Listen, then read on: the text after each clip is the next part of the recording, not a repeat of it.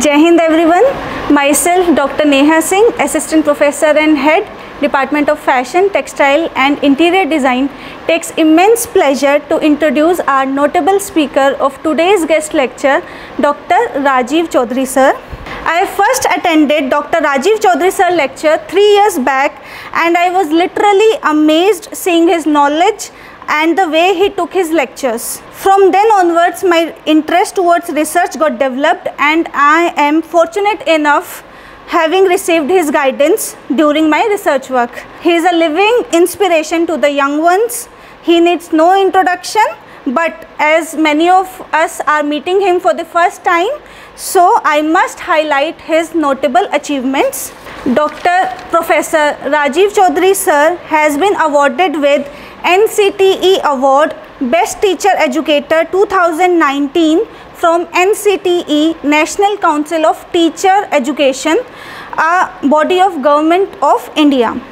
His present designation and responsibilities include: he is currently serving as Professor in Physical Education, Pandit Ravi Shankar Shukla University, Raipur, Chhattisgarh, and he is currently Dean Students Welfare from 2017 onwards, Head School of Studies in Law from 2019 onwards, Joint Proctor of the University from 2015 onwards.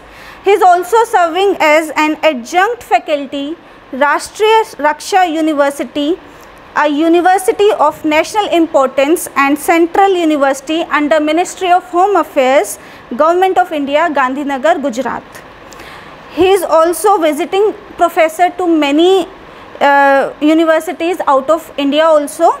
He is visiting professor of Jan Długosz University, Poland, visiting professor of Trier University of Applied Sciences, Trier, Germany.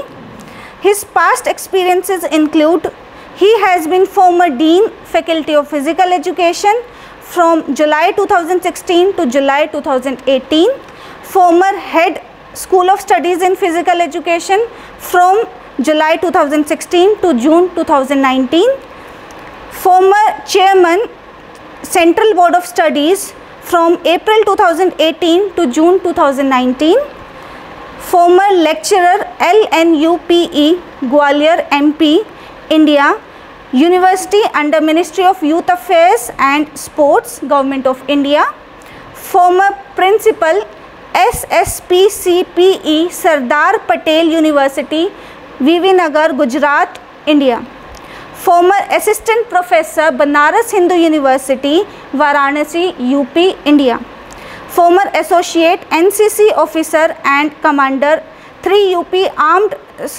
NCC BHU, India. His qualifications include MPE, MPhil, PhD, PGDYM, PG Diploma in Yoga and Meditation, PGDYN, PG Diploma in Yoga and Naturopathy, PGDYP, PG Diploma in Yoga and Psychotherapy, Black Belt Diploma in Judo, 2nd Dan, which itself is a very big achievement, CIS from NIS, NET qualified from UGC, and the fellowships he has received: JRF from MHRD, Government of India, SRF from UGC. His awards list include: received Accolade of Excellence from Open International University of Complementary Medicine, Sri Lanka in 2009, awarded Professor of the Year consecutively for 2 academic years, 2014-15 and 2015-16. Received Lifetime Achievement Award from Physical Education Foundation of India, PEFI, in 2019. Received Honor of Fellowship from IMS BHU.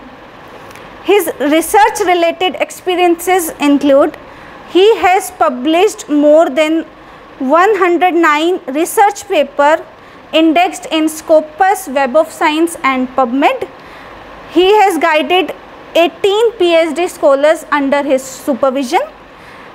The research project he has completed are 4 that are sponsored by UGC, CG Coast and AIIMS AIMS. his publications include, he has published 17 books and 30 book chapters in books. The countries he has visited for academic purposes are Sri Lanka, Singapore, Poland and Germany. He has delivered numerous of lectures. His lectures include UGC HRDCs more than 800, in international conferences more than 50, in national conferences more than 100, and he has delivered more than 800 online lectures, which is a very big achievements. And this was just the brief introduction of sir. Thank you so much, sir, for taking time out from your busy schedule. Thank you so much. Please give a good round of applause to Dr. Professor Rajiv Chaudhary, sir. Thanks, ma'am. I request Honorable Principal, sir, to welcome our guest of honor with a fatka or a sachet.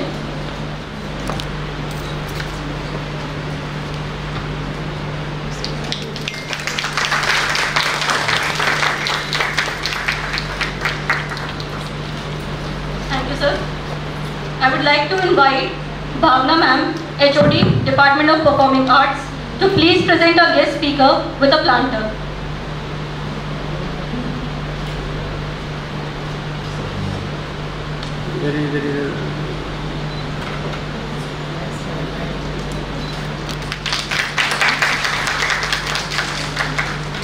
Thank you so much, ma'am. I would now invite Neha ma'am to present a memento to our guest and welcome him.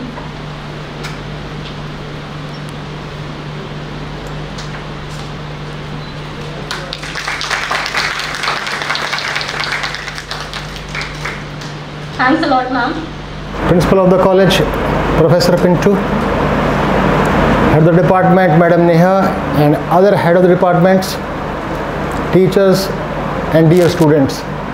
At the very outset, I would like to express my sincere thanks to the principal of the college for providing an opportunity to speak in front of you. I am feeling great pleasure as I have got this opportunity.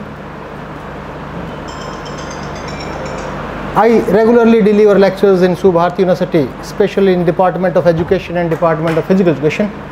उससे पहले पूछना चाहूँगा मैं, आप हिंदी में सुनना पसंद करेंगे, इंग्लिश में और इन ए मिक्स्ड लैंग्वेज? हिंदी।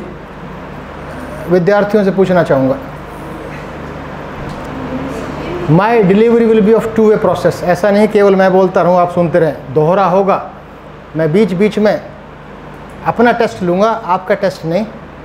अगर मेरे क्वेश्चंस का जवाब आप ठीक से दे पाएंगे तो कॉन्फिडेंस रहेगा, आगे की यात्रा ठीक प्रकार से कर पाएंगे, अन्यथा it will be very difficult to proceed further. ठीक, तो अधिक भाषा कौन सी होगी? हिंदी। ठीक, हाँ, I will speak in both the languages.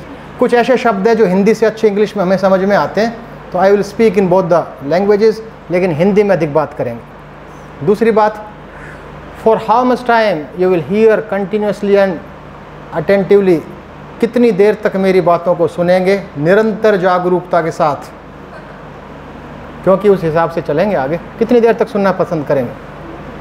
विद्यार्थियों के लिए कितनी देर? ऊपर से ब्रह्मा जी भी मनुष्य के रूप में आ जाए, चाहे कितना भी इंटरेस्टिंग हो।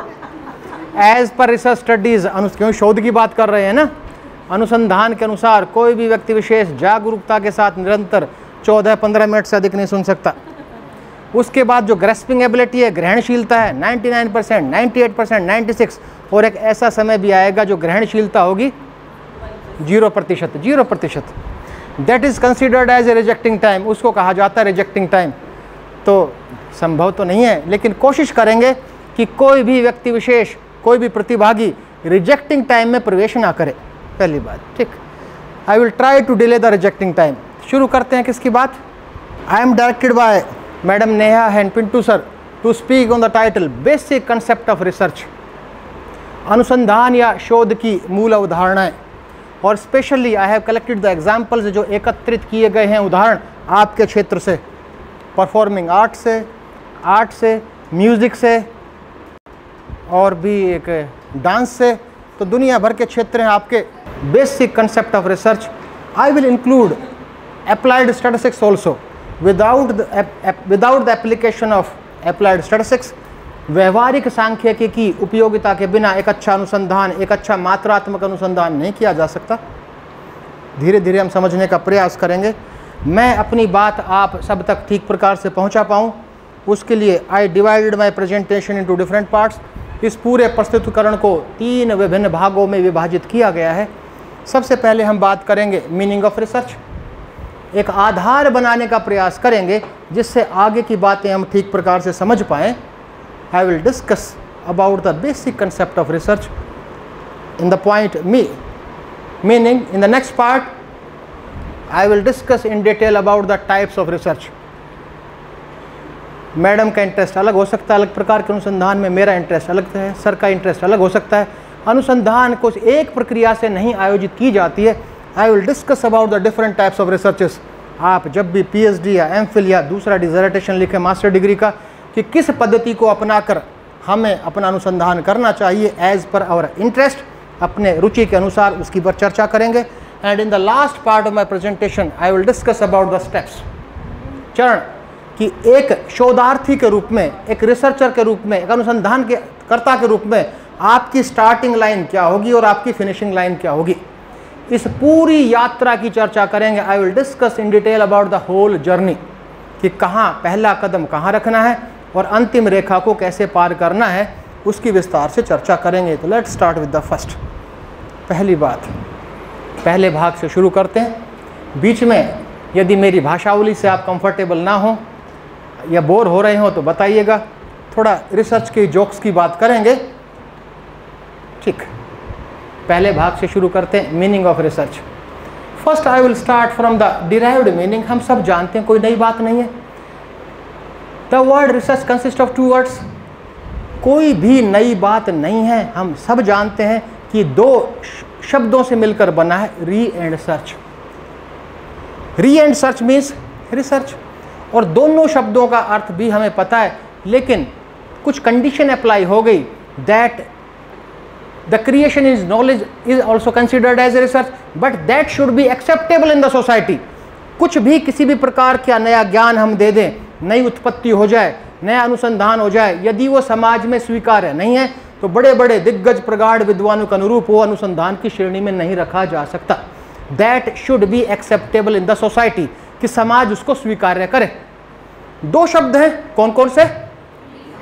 री means again, search means to find out again and is known as research. इतना तो हम जानते हैं।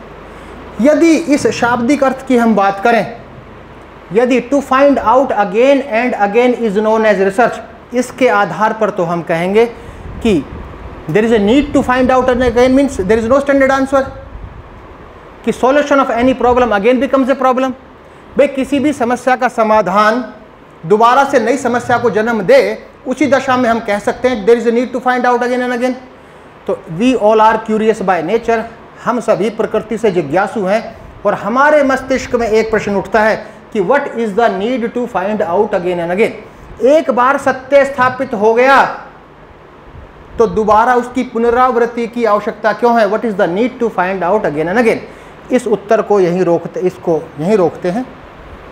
चर्चा होगी कि आवश्यकता क्यों है, उससे पहले थोड़ा और आगे बढ़ते हैं।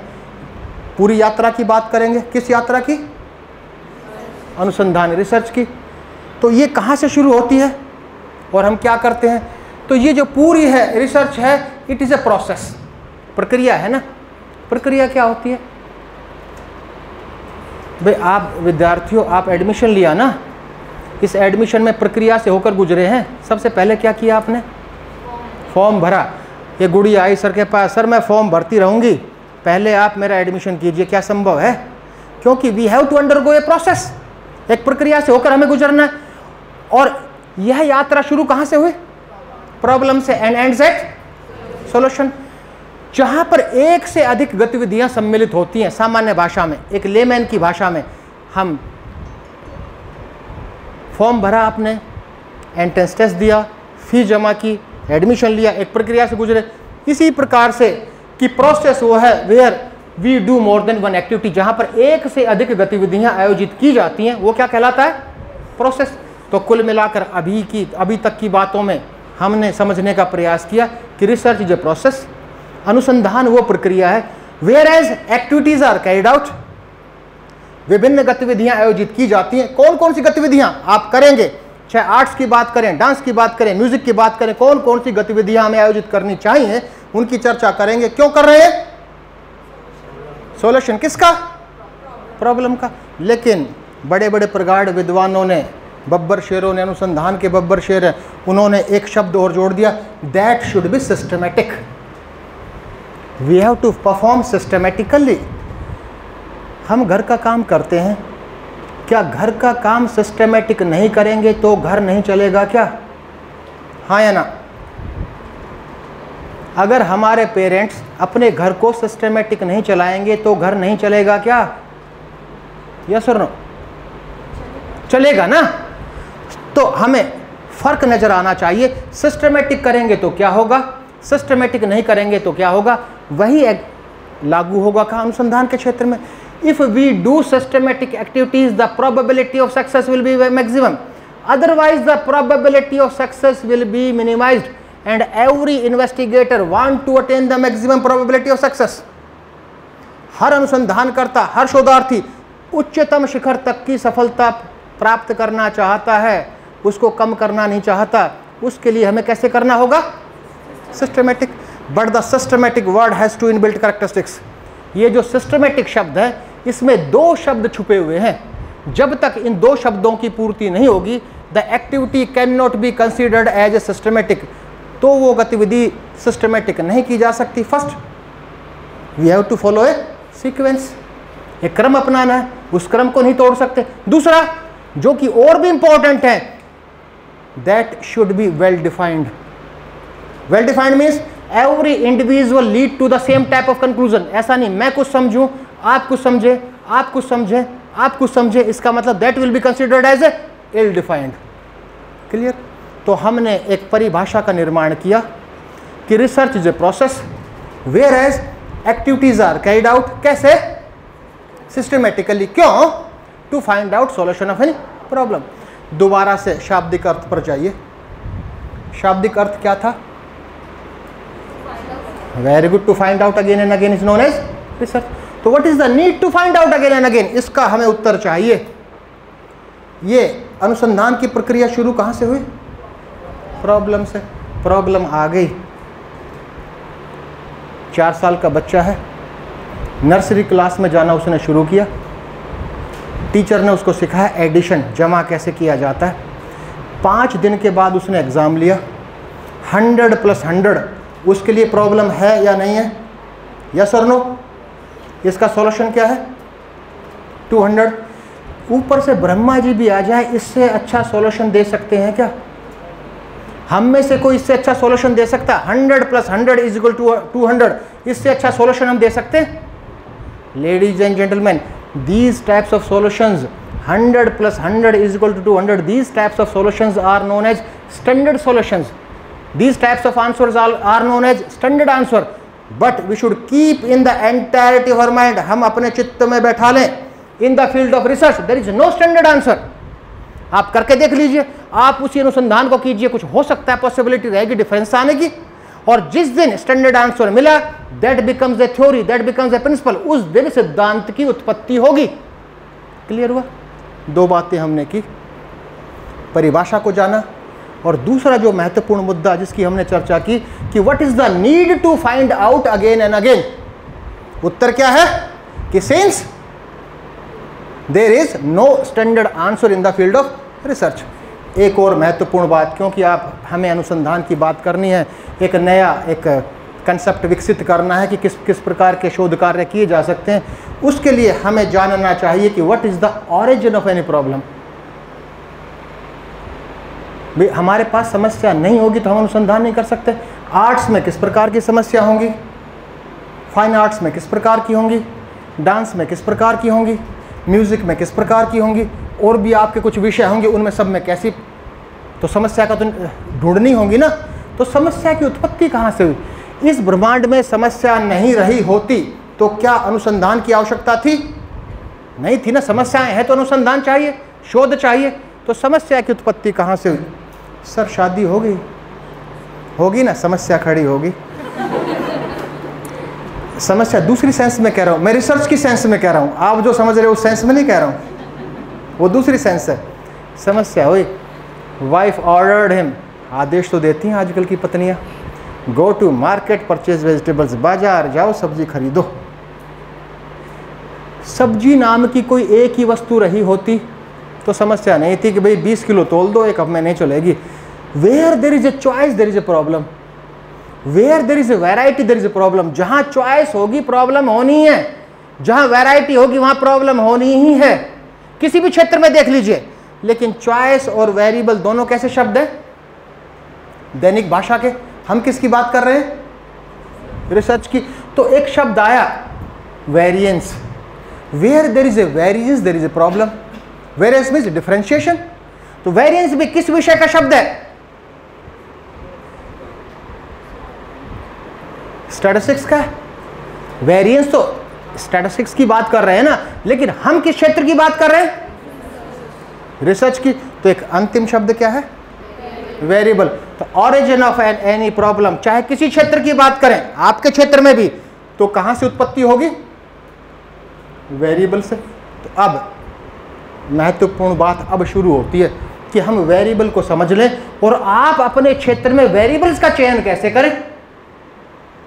जब तक वेरिएबल का चयन नहीं करेंगे तब तक अच्छे अनुसंधान आयोजित नहीं किए जा सकते, अच्छी रिसर्च नहीं की जा सकती। तो वेरिएबल को परिभाषित करने का प्रयास करते हैं। Variable is a characteristic that has the tendency to change with respect to time, place, individual. Variable वो विशेषता है जो समय अनुसार बदलती हो, जो स्थान अनुसार बदलती हो, जो व्यक्ति अनुसार बदलती हो। ठीक है। एग्जाम्पल आपके क्षेत्र से, डांसिंग परफॉर्मेंस।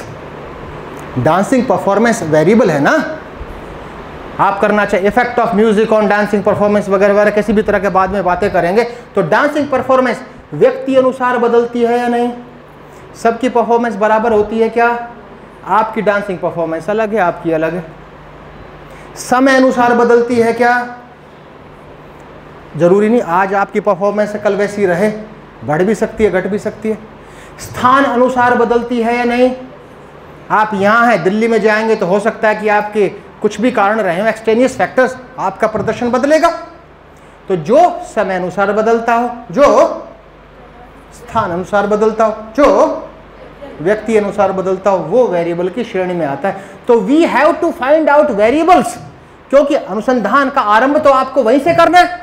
यदि अच्छे अनुसंधान या शोध कार्य करना चाहते हैं, अच्छे एक प्रतिष्ठित शोध पत्रिकाओं में यदि आप अपना शोध पत्र प्रकाशित करना चाहते हैं, तो 3 बातें याद रहें। What is the need to find out again and again, since there is, तीनों बातों को दोहराते हैं ना। What is the need to find out again and again, since there is no standard answer in the field of research. दूसरी, research की हमने परिभाषा की बात की। Research is a process whereas activities are carried out systematically to find out the solution of any problem। और अगली बात हमने क्या की? what is the origin of any problem? Variable. और चौथी बात हमने की कि what do you mean by variable, Hindi में हम कहते चर। वेरिएबल से क्या समझते हैं? that has the tendency to change with respect to time, place, individual। ठीक, थोड़ा सा हमने आधार बनाया, अनुसंधान को, शोध के अर्थ को जानने का प्रयास किया। अब दूसरे भाग की तरफ चलते हैं। दूसरा भाग क्या है? टाइप्स ऑफ वेरिएबल्स की बात करें। वेरिएबल किस प्रकार के हो सकते हैं? आपके क्षेत्र में, स्पेशली आपके क्षेत्र में, मात्रात्मक अनुसंधान भी किया जा सकता है, क्वांटिटेटिव रिसर्च भी की जा सकती है, और अधिक जो देखने को मिलती हैं क्वालिटेटिव रिसर्च, गुणात्मक अनुसंधान देखने को मिलती है। But we can conduct both the types of researches. उसके लिए हमें वेरिएबल को समझना होगा कि what do you mean by variable, जिसका अर्थ तो जान चुके हैं। अब बात करते हैं क्लासिफिकेशन ऑफ वेरिएबल्स। ध्यान दीजिए, क्लासिफिकेशन ऑफ वेरिएबल्स पता होना चाहिए। अर्थ को तो हम जान चुके हैं। जहाँ क्लासिफिकेशन की बात करें, जहाँ टाइप्स की बात करें, मैं यदि आपसे कहूँ कि इस पूरी जो ग्रुप है, ऑडियंस का ग्रुप है, क्या इसको क्लासिफाई कर सकते हैं, यस और नो? कर दीजिए बेटा, करिए। गुड़िया ने कहा टीचर्स एंड स्टूडेंट्स। क्यों किया? आधार क्या था, बेस क्या था? कुछ बेस था ना, स्टेटस कह दे सकते हैं कि आपका स्टेटस, स्टूडेंट्स का उनका स्टेटस क्या यही हो सकता है क्या? और भी हो सकता है, दूसरा कर दो। एजुकेशन बेस पर ग्रेजुएट, मास्टर डिग्री, डॉक्टरेट हो सकता है ना। मैडम के आधार पर यही हो गया। On the basis of different basis different types of classifications are possible. विभिन्न आधारों के आधार पर विभिन्न प्रकार का वर्गीकरण होता है। हमें लिटरेचर, हमें किताबें, हमें पुस्तकें कंफ्यूज करती हैं। किसी ऑथर ने वेरिएबल्स को क्लासिफाई अलग तरह से किया है, किसी दूसरे ऑथर ने अलग तरह से किया है। तो लेकिन अलग अलग ऑथर का क्लासिफिकेशन का आधार अलग अलग रहा होगा, मानते हैं ना। तो यहाँ सभी आधारों के आधार पर तो क्लासिफिकेशन को प्रस्तुत करना संभव नहीं है। I am going to present only 2 classifications on the basis of 2 different basis. 2 विभिन्न आधारों के आधार पर वर्गीकरणों की बात करेंगे। पहला आधार है जिसका कॉजल मॉडल, स्पेशली 2 क्षेत्रों में, थोड़ा सा मैंने आपके क्षेत्र का अध्ययन किया कल ही, 2 क्षेत्रों में ये कॉजल मॉडल लागू होता है। डांस के क्षेत्र में बहुत अच्छे अनुसंधान किए जा सकते हैं इस प्रकार के कॉजल मॉडल से। म्यूजिक के क्षेत्र में बहुत अच्छे अनुसंधान किए जा सकते हैं। हाँ, परफॉर्मिंग आर्ट्स में या तो सर्वेक्षण अध्ययन अधिक होंगे, लेकिन कॉजल मॉडल का अर्थ समझ लें। पहले इस कॉजल मॉडल को जान लें। क्या कर रहे हैं हम? Types of variables on the basis of causal model. On the basis of causal model, we divide all the variables into 3 different categories. हम 3 विभिन्न भागों में बांटते। सामान्य सी बात है, आपका सब जानते होंगे, लेकिन हम उदाहरणों के साथ जानने का प्रयास करेंगे। First one is independent variable. थोड़ा सा इसको जान लें। इंडिपेंडेंट वेरिएबल, स्वतंत्र चर। रिसर्च की भाषा में, अनुसंधान की भाषा में, this variable is known as treatment, उपचार। एक हाइपोथेटिकल टाइटल बना लेते हैं, effect of music therapy on stress. किस प्रकार का अनुसंधान किया जा सकता है, नहीं किया जा सकता है? आप अलग अलग म्यूजिक एक कंपोज करते होंगे शायद म्यूजिक के क्षेत्र में, है या ना? यस और नो? तो क्या सभी प्रकार का म्यूजिक एक प्रकार का प्रभाव छोड़ता है हमारी मेंटल एबिलिटी पर? यस और नो? नहीं। तो आपने एक टाइटल लिख लीजिए, यही टाइटल आगे चलेगा, effect of music therapy on stress. ठीक है, क्लियर? तो इस हाइपोथेटिकल टाइटल में, इस काल्पनिक उदाहरण में, इस परिकल्पनापूर्ण उदाहरण में इंडिपेंडेंट वेरिएबल होगा ट्रीटमेंट। और इस हमारे इस हाइपोथेटिकल एग्जांपल में, टाइटल में ट्रीटमेंट क्या है? म्यूजिक थेरेपी, जिसका प्रभाव हम देख रहे हैं, that is considered as a independent variable, स्वतंत्र चर। आपका उद्देश्य क्या है? किसका प्रभाव देख रहे हैं? किसका प्रभाव देख रहे हैं? किस पर देख रहे हैं? Investigator's interest is to find out the effect on stress of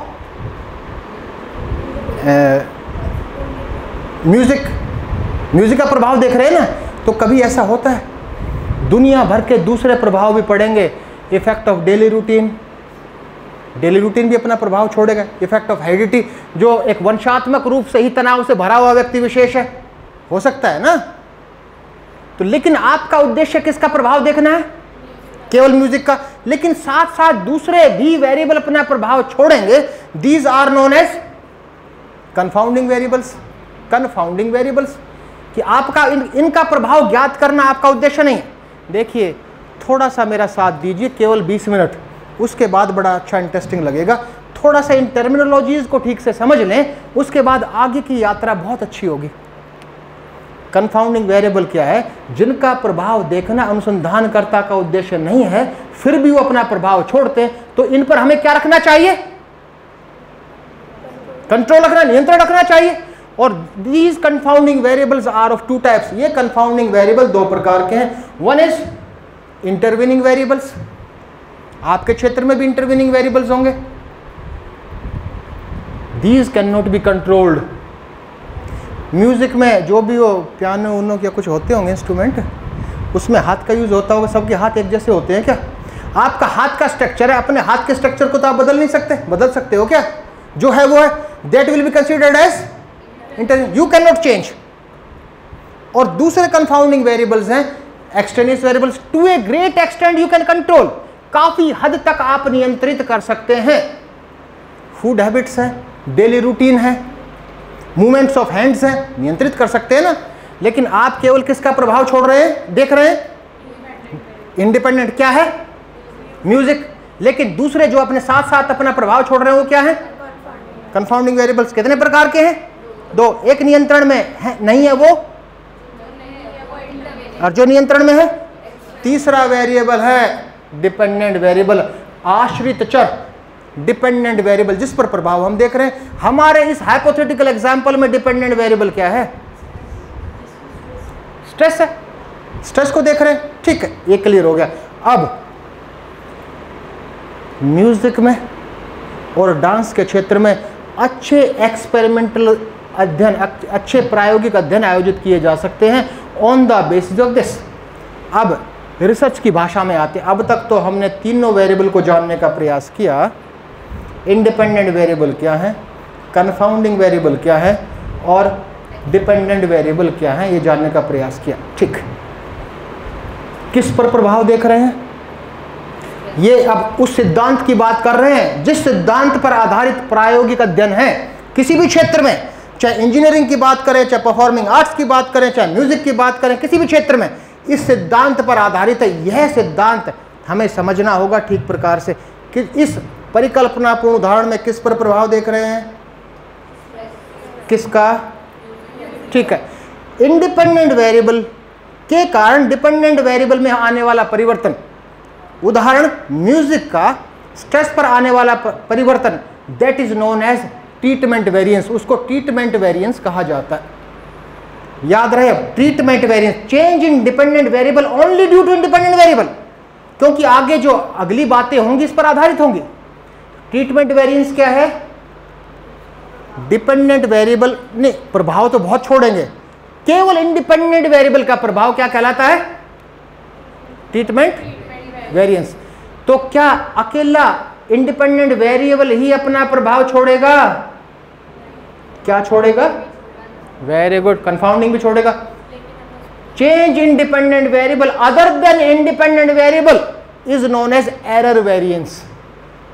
दो तरह के चेंजेस आए, दो तरह के वेरिएंसेस आए, एक ट्रीटमेंट वेरिएंस और दूसरा एरर वेरिएंस। ठीक है, तो हमें ऐसा अध्ययन करना है, ऐसा प्रायोगिक अध्ययन करना हर क्षेत्र में कि maximization of treatment variance and minimization of error variance.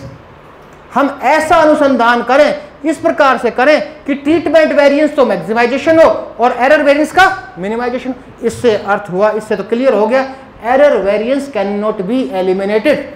Error variance को नकारा नहीं जा सकता। We can try our level best. हम भरपूर प्रयास कर सकते हैं कि एरर वेरिएंस को, तो वही शोध कार्य, वही अनुसंधान कार्य बहुत अच्छा होगा जिसमें एरर वेरिएंस कम हो। क्या खत्म किया जा सकता है? नहीं किया जा सकता। ठीक, ये क्या था? Causal model. हम कितनों की बातें करने वाले थे? दो। दूसरा एक और करते हैं, on the basis of the unit of measurement. Unit of measurement के आधार पर, यूनिट ऑफ मेजरमेंट के आधार पर हमारे पास 4 प्रकार के वेरिएबल हो सकते हैं, 4 वेरिएबल्स, और आपके क्षेत्र में भी हैं। ये तो बहुत ही अधिक इस तरह का आपके क्षेत्र से संबंधित है। पहला है nominal scale. Nominal scale, madam Neha ने पीएचडी जो की है वो, उसमें नॉमिनल स्केल का उपयोग किया गया है। उसमें जितने भी उनके रेस्पॉन्सेज हैं, all comes under the category of nominal scale. तो समझ ले नॉमिनल स्केल क्या है। Nominal scale means when we collect the responses in the form of a frequency or counts, in the form of a discrete series, whole number of high performers in arts, number of low performers in arts, मैं कहूं कि number of girls, number of females in this group, कितना answer होगा? मान लीजिए 40, आप कह सकते हैं 40.2 लड़कियां हैं, that will be a whole number, that will be a discrete series. Number of agree, number of disagree, number of Kathak dancers, number of etcetera. Clear हुआ? When the available data is in frequency or count, that comes under the category of. ठीक है. Nominal scale भी विभिन्न प्रकार का हो सकता है. पहला है dichotomous. Dicho means two, having two ends. उदाहरण smoking, smoking is a dichotomous. Smokers and non smokers, वो भी तो फ्रीक्वेंसी होगी, वह भी तो डिस्क्रीट सीरीज होगा, वह भी तो होल नंबर होगा. वो पॉलीटोमीज हो सकता है, more than one. Caste, dance, dance क्या है? पॉलीटोमीज है. डांस को आपने मान लो 5 कैटेगरी में, कथक हो गया, दूसरा फोक हो गया, तीसरा जो भी होगा. तो ये किस में हुआ? May be more than, may be of 3 categories, 4 categories. Caste है, क्लास है, कम्युनिटी है. वो कौन सा स्केल ऑफ मेजरमेंट है? नॉमिनल स्केल है, लेकिन उसका सब पार्ट क्या है? पॉलीटोमीज. अगला ले लीजिए, ordinal scale. Ordinal scale, when we can measure any variable in order, may be ascending order, may be descending order. आपके क्षेत्र में भी काफ़ी हद तक लागू है. बेटा घर में पोंछा लगाती हो कभी? हाँ या ना? जी लगाती हैं, सभी को लगाते हैं. पोंछा लगा रही थी, वो डंडे वाला था, वो टूट गया, बैठ के लगाना पड़ा. घर तो साफ रखना है ना. कमर में लग गया जर्क. कहाँ पहुंची? कहाँ पहुंची? डॉक्टर के पास. डॉक्टर ने पूछा, बेटा what is the severity of pain, दर्द का स्तर क्या है? तो आप ये तो नहीं कहोगी सर 5 सेंटीमीटर पेन है या 2 टन पेन है, ऐसे कहोगी क्या? You will express in order, you can not express in numeric value. आप कहोगे sir I have very high pain, sir I have medium pain, sir I have low pain. मैं पूछूं आपके मित्र की सुंदरता, ब्यूटी कितनी है, आप ये तो नहीं कहोगे 5 क्विंटल ब्यूटी रखता है. You will express in order कि he has excellent beauty, above average beauty. तो कुछ वेरिएबल्स आपके क्षेत्र में भी ऐसे, we can not measure in numeric values, we can express in order. अब सांख्यिकी की भाषा में in deciles, in percentiles, in quartiles. Is it okay? तो कितने प्रकार के वेरिएबल्स की बात कर ली? 2 प्रकार के. किसके आधार पर है ये क्लासिफिकेशन? किसके आधार पर है? Unit of measurement. तीसरा interval scale. Interval scale, having same intervals in between but has no fix zero. बीच में समान अंतराल हैं पर फिक्स जीरो नहीं. एग्जाम्पल है एग्रेशन. डांस में एग्रेशन का कुछ प्रभाव पड़ता है? हैं? पड़ता है. एग्रेशन का डांस पर नेगेटिव पड़ सकता है. एक ऑप्टिमल एग्रेशन भी चाहिए. ठीक है, हाई एग्रेशन होगा अलग प्रभाव छोड़ेगा, लो एग्रेशन होगा तो वो ढीला ढाला सा डांस, मेरे ख्याल से जितने मुझे ज्ञान है ना ऐसा. एग्रेशन है, मान लो आपने एग्रेशन मेजर किया, सर का एग्रेशन 40 है और सर का एग्रेशन की वैल्यू है 80. तो क्या हम कह सकते हैं कि he has just double aggression, की ठीक 2 गुना एग्रेशन रखते हैं? यस और no? No, we can not say. क्यों नहीं कह सकते? एग्रेशन का starting point, aggression has no fix zero. परिकल्पनापूर्ण उदाहरण, काल्पनिक उदाहरण, सर का उदाहरण, एक काल्पनिक उदाहरण कि सर का वेट 40 किलो है, सर का वेट 80 किलो है, तो हम कह सकते हैं कि जस्ट डबल वेट रखते हैं, क्योंकि weight has a fix zero. जितने भी साइकोलॉजिकल वेरिएबल्स हैं, एंग्जाइटी है, स्ट्रेस है, एग्रेशन है, डिप्रेशन है, इनका फिक्स जीरो नहीं है. किस स्केल में होंगे? Very good, interval scale. और बस चौथे स्केल में रेशो स्केल है, having same intervals in between but has a fix zero. Height है, वेट है, दुनिया भर के. ठीक, तो अब याद रहे, बार बार चर्चा होगी, आपके क्षेत्र के ही टाइटल बनाएंगे, शीर्षक बनाएंगे, अनुसंधान कैसे करना उनकी बात होगी. तो बार बार बातें होंगी कि इंडिपेंडेंट वेरिएबल क्या है, डिपेंडेंट वेरिएबल क्या है, कंफाउंडिंग वेरिएबल क्या है, एक्सटेनियस वेरिएबल क्या है, इंटरवीनिंग वेरिएबल्स क्या है, नॉमिनल स्केल क्या है, पॉलीटोमिस क्या है, डाइकोटोमस क्या है, रेशो स्केल क्या है, इंटरवल स्केल क्या है, ये सब टर्मिनोलॉजीज, इन शब्दों का अर्थ हमें ध्यान रहे। ठीक, अब मेन दूसरे भाग की तरफ चलते हैं। अभी तक हमने अनुसंधान और शोध के अर्थ को जाना, दूसरा हमने वेरिएबल्स का नेचर, चर की प्रकृति को जाना। अब टाइप्स ऑफ रिसर्च की बात करते हैं, टाइप्स ऑफ रिसर्च, क्योंकि हम सब अलग अलग टाइप्स, देखो टीचर्स तो एक मेरे साथ वाले सब किसी भी अध्यापक को पढ़ना, क्योंकि एक जिसको पढ़ाने की आदत हो जाए ना उसको सुनने की आदत बड़ी कम होती है। लेकिन मेरा उद्देश्य है कि विद्यार्थियों को, आपको लगे बोर तो नहीं हो रहे हो, पक्का विदाउट हेजिटेशन बता देना, ठीक है जी? चुटकुला सुना दूं अभी इतनी जल्दी? यानी चुटकुला सुनाने का अर्थ है कि कहीं ना कहीं गड़बड़ शुरू हुई है, तभी तो गड़बड़, लेकिन फिर भी सुना देता हूँ। आपके डिपार्टमेंट में पीएचडी कर रहे हैं कोई? कर रहे हैं? कौन कर रहे हैं? मैडम कर रही है, अच्छा सॉरी, ठीक, पीएचडी कर रहे हैं। आपने देखा होगा कोई भी पीएचडी करना चाहता है ना और करना शुरू करता है तो शैलियाँ बदल जाती हैं, बड़ा प्रफुल्लित होता है, उसकी सारी आदत सब बदल जाती हैं। ठीक, आपने देखा होगा शिव भारती विश्वविद्यालय में भी कोई स्कॉलर घर से कह के आएगा पीएचडी कर रहा हूँ, सबसे पहला तो काम करता है कि मैं वो लैपटॉप खरीदता है, चाहे वो एक हफ्ते ना खोले लेकिन गले में टंगा जरूर रहेगा, कई बार देखता हूँ ऐसा। ठीक है, तो खरगोश ने भी जंगल में थाना की मैं रिसर्च करूँगा, उसने भी क्या खरीदा? लैपटॉप खरीदा।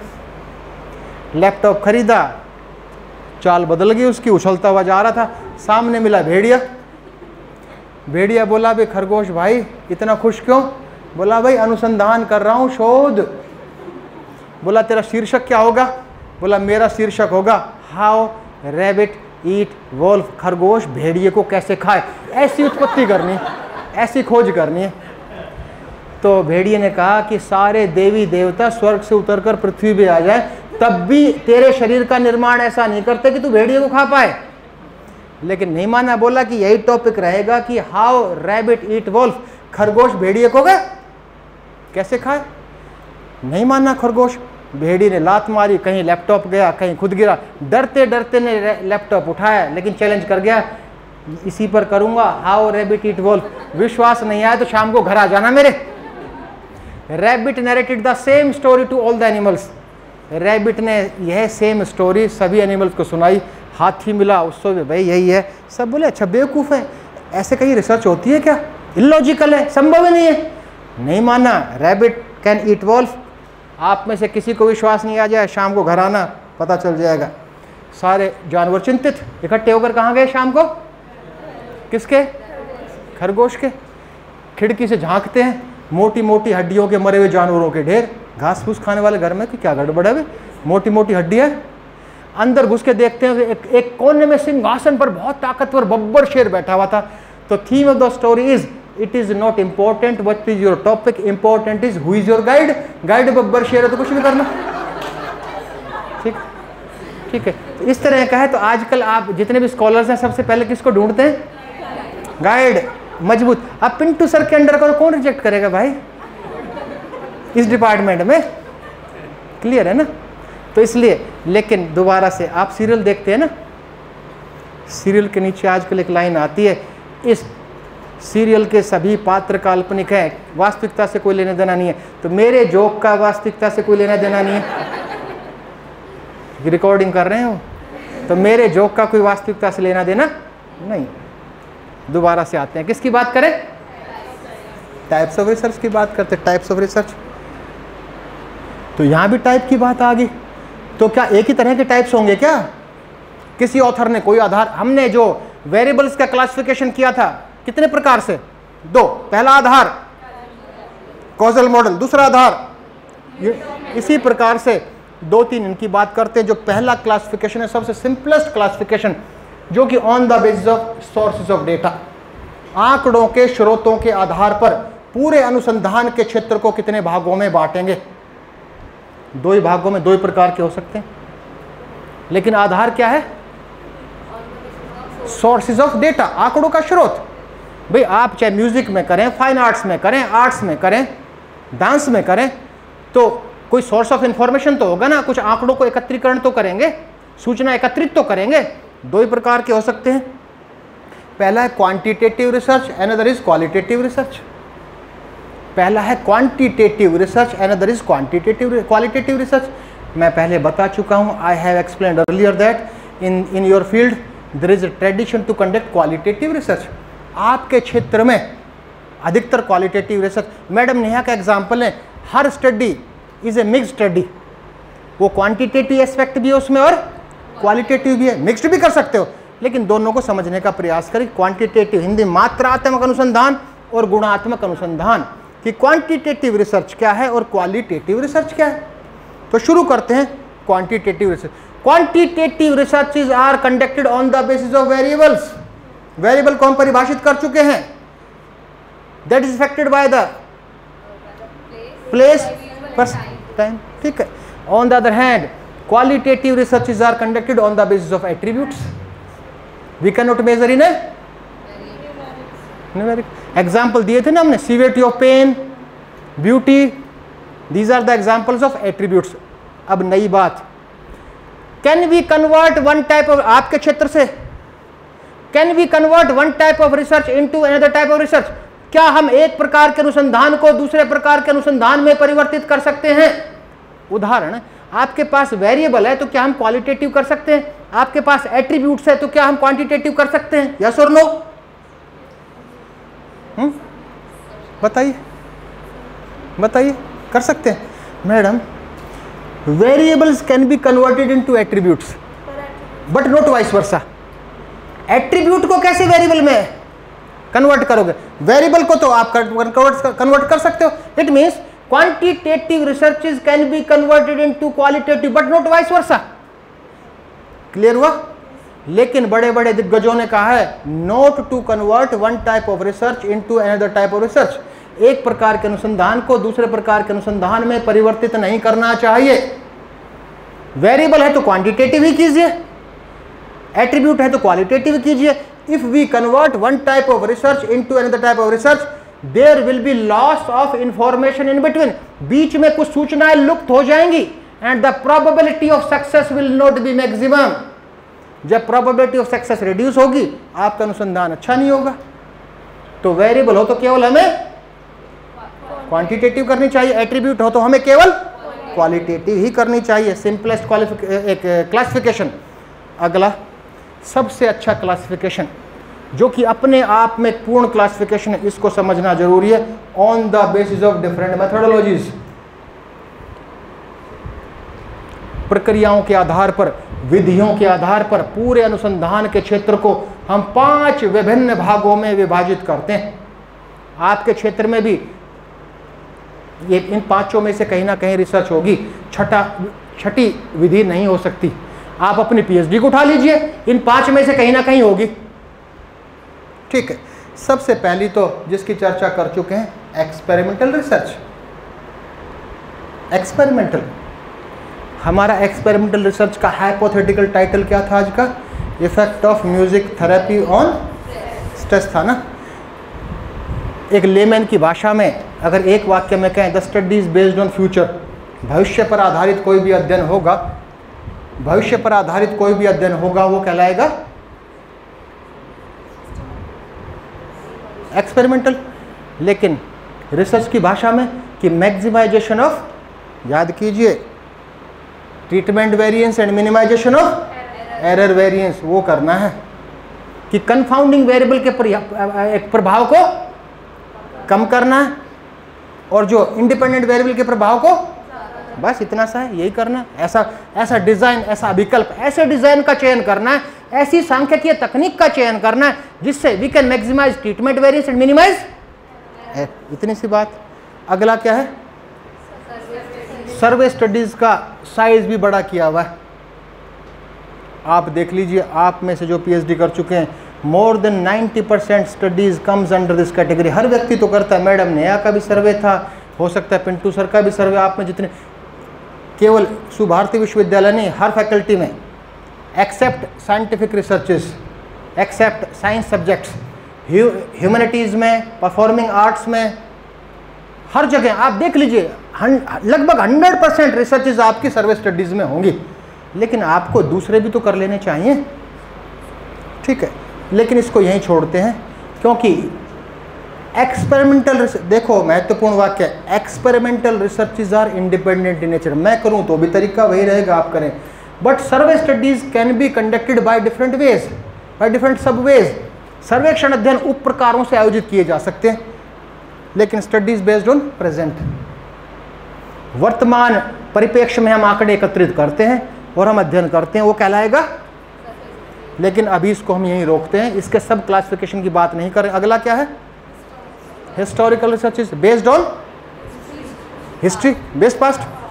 No, every past can not be considered as history. हम बैठा लें दिमाग में, प्रत्येक भूतकाल की घटना इतिहास का निर्माण नहीं करती है,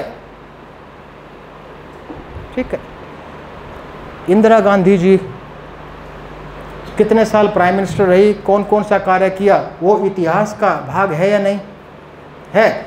वो सुबह ब्रेकफास्ट में कितनी चपाती खाती थी, लंच में कौन सी सब्जी खाती थी, इतिहास का भाग है क्या? तो इतिहास की भाषा में, हिस्ट्री की भाषा में, studies based on meaningful past can be considered as historical researches. As a researcher, अनुसंधानकर्ता के रूप में, we have to identify whether we are going to conduct on the basis of meaningful past और meaningless past.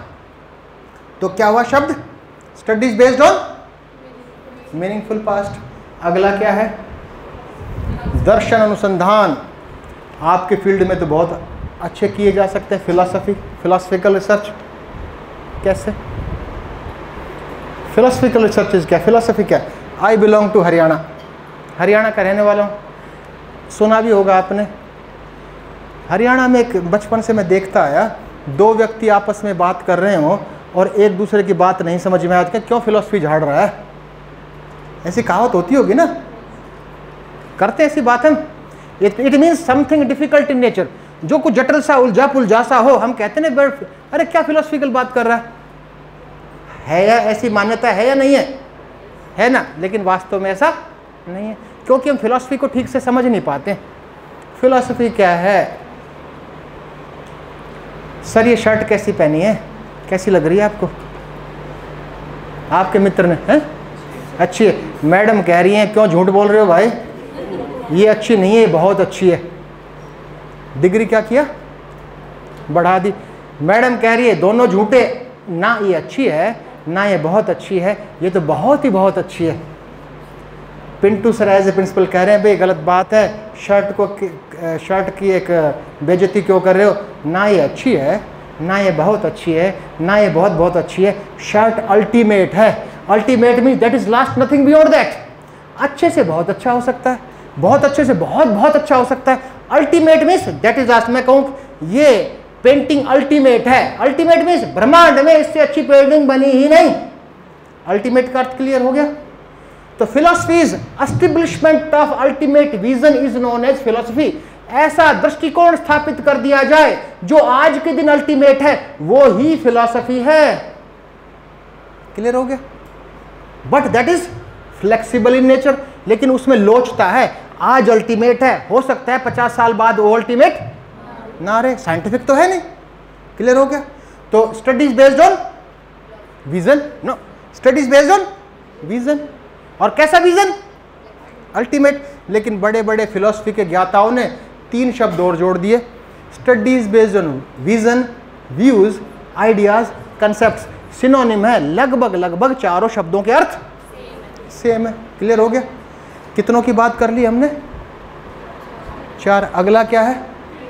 Case studies. Hindi में कहते हैं वैयक्तिक अध्ययन।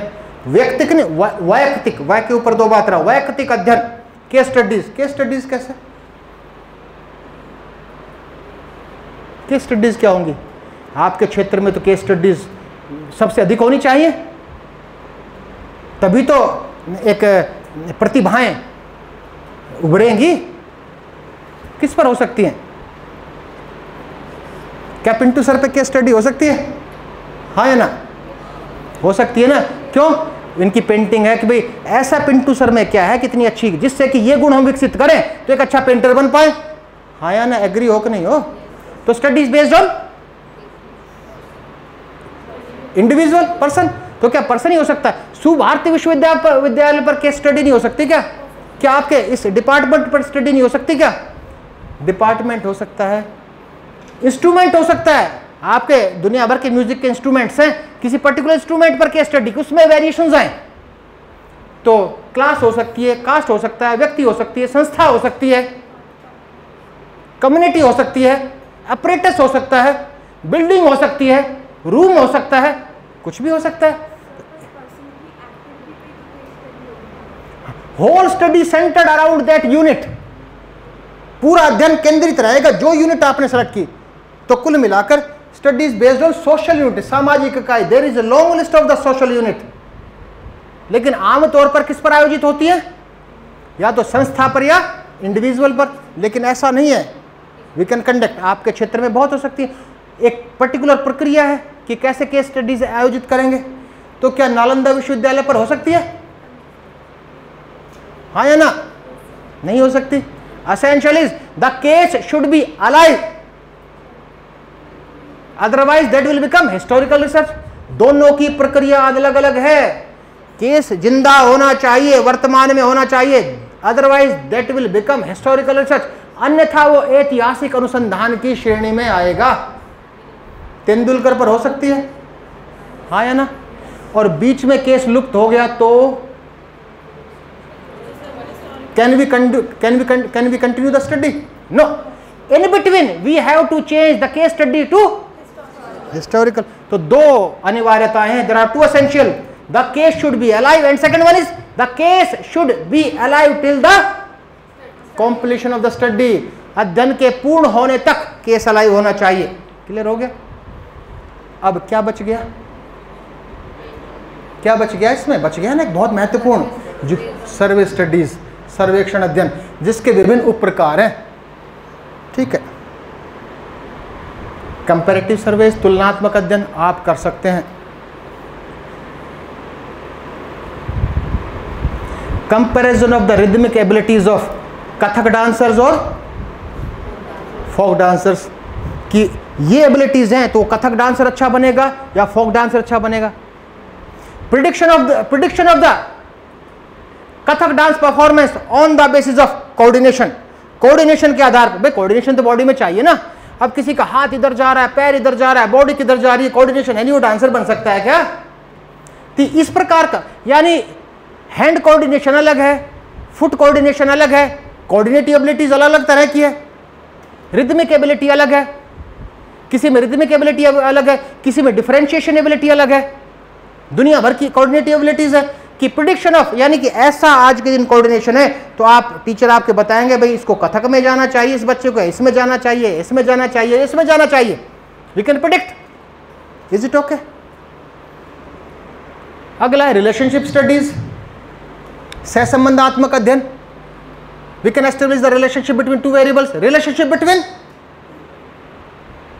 Performance and physical ability, performance and body weight. Body weight भी तो प्रभावित करता होगा डांस। देखो मैं सटीक एग्जाम्पल तो नहीं दे पाऊंगा, लेकिन लगभग आपके क्षेत्र में एप्लीकेबल है, लगभग। ठीक है, तुलना किसके बीच में होगी? इतना विजन डेवलप कर ले। तुलना, कंपैरिजन किसके बीच में होगा? समूहों के बीच में। और हमारे एग्जाम्पल में हमने समूह कितने लिए थे? 2। कौन कौन से? अभी तो बात हुई, कथक और फोक। और रिलेशनशिप किसके बीच में होगी? वेरिएबल्स के बीच में। इतना हम विकसित कर लें। तुलना समूहों के बीच में होगी। आर्ट्स में भी तो अलग अलग होंगे, कोई पेंटर होता होगा, कोई दूसरे तरह का कोई है ऐसा, तो तुलना किस में होगी? समूह में। रिलेशनशिप किस में होगा? Good, variables.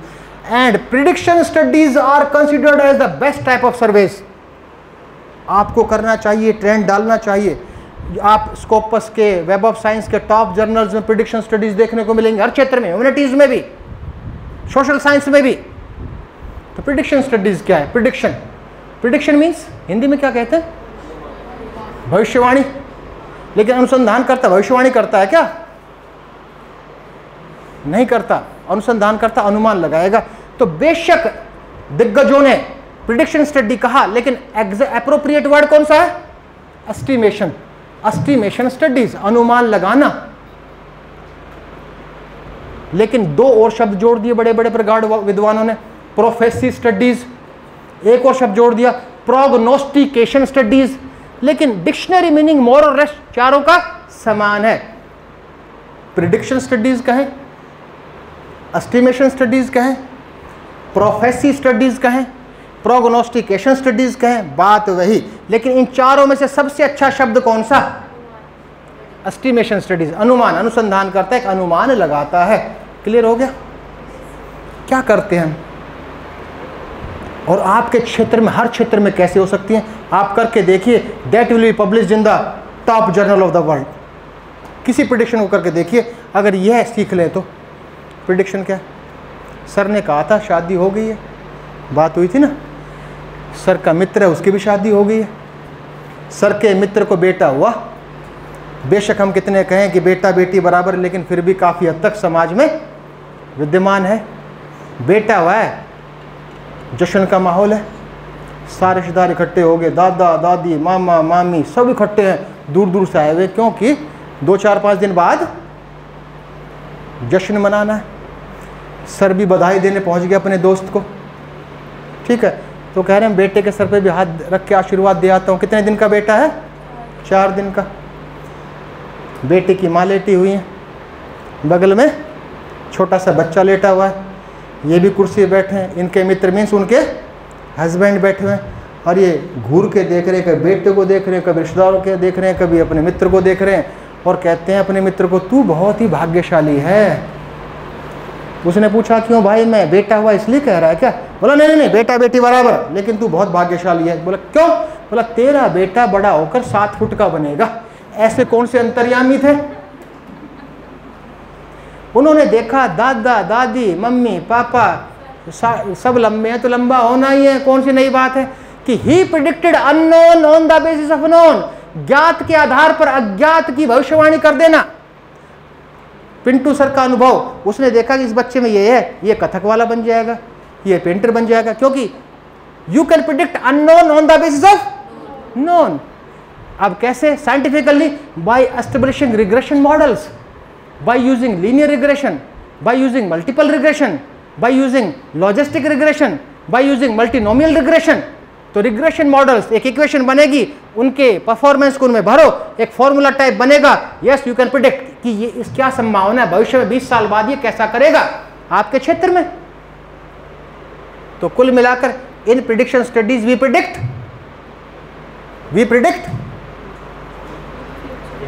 Future means unknown on the basis of known.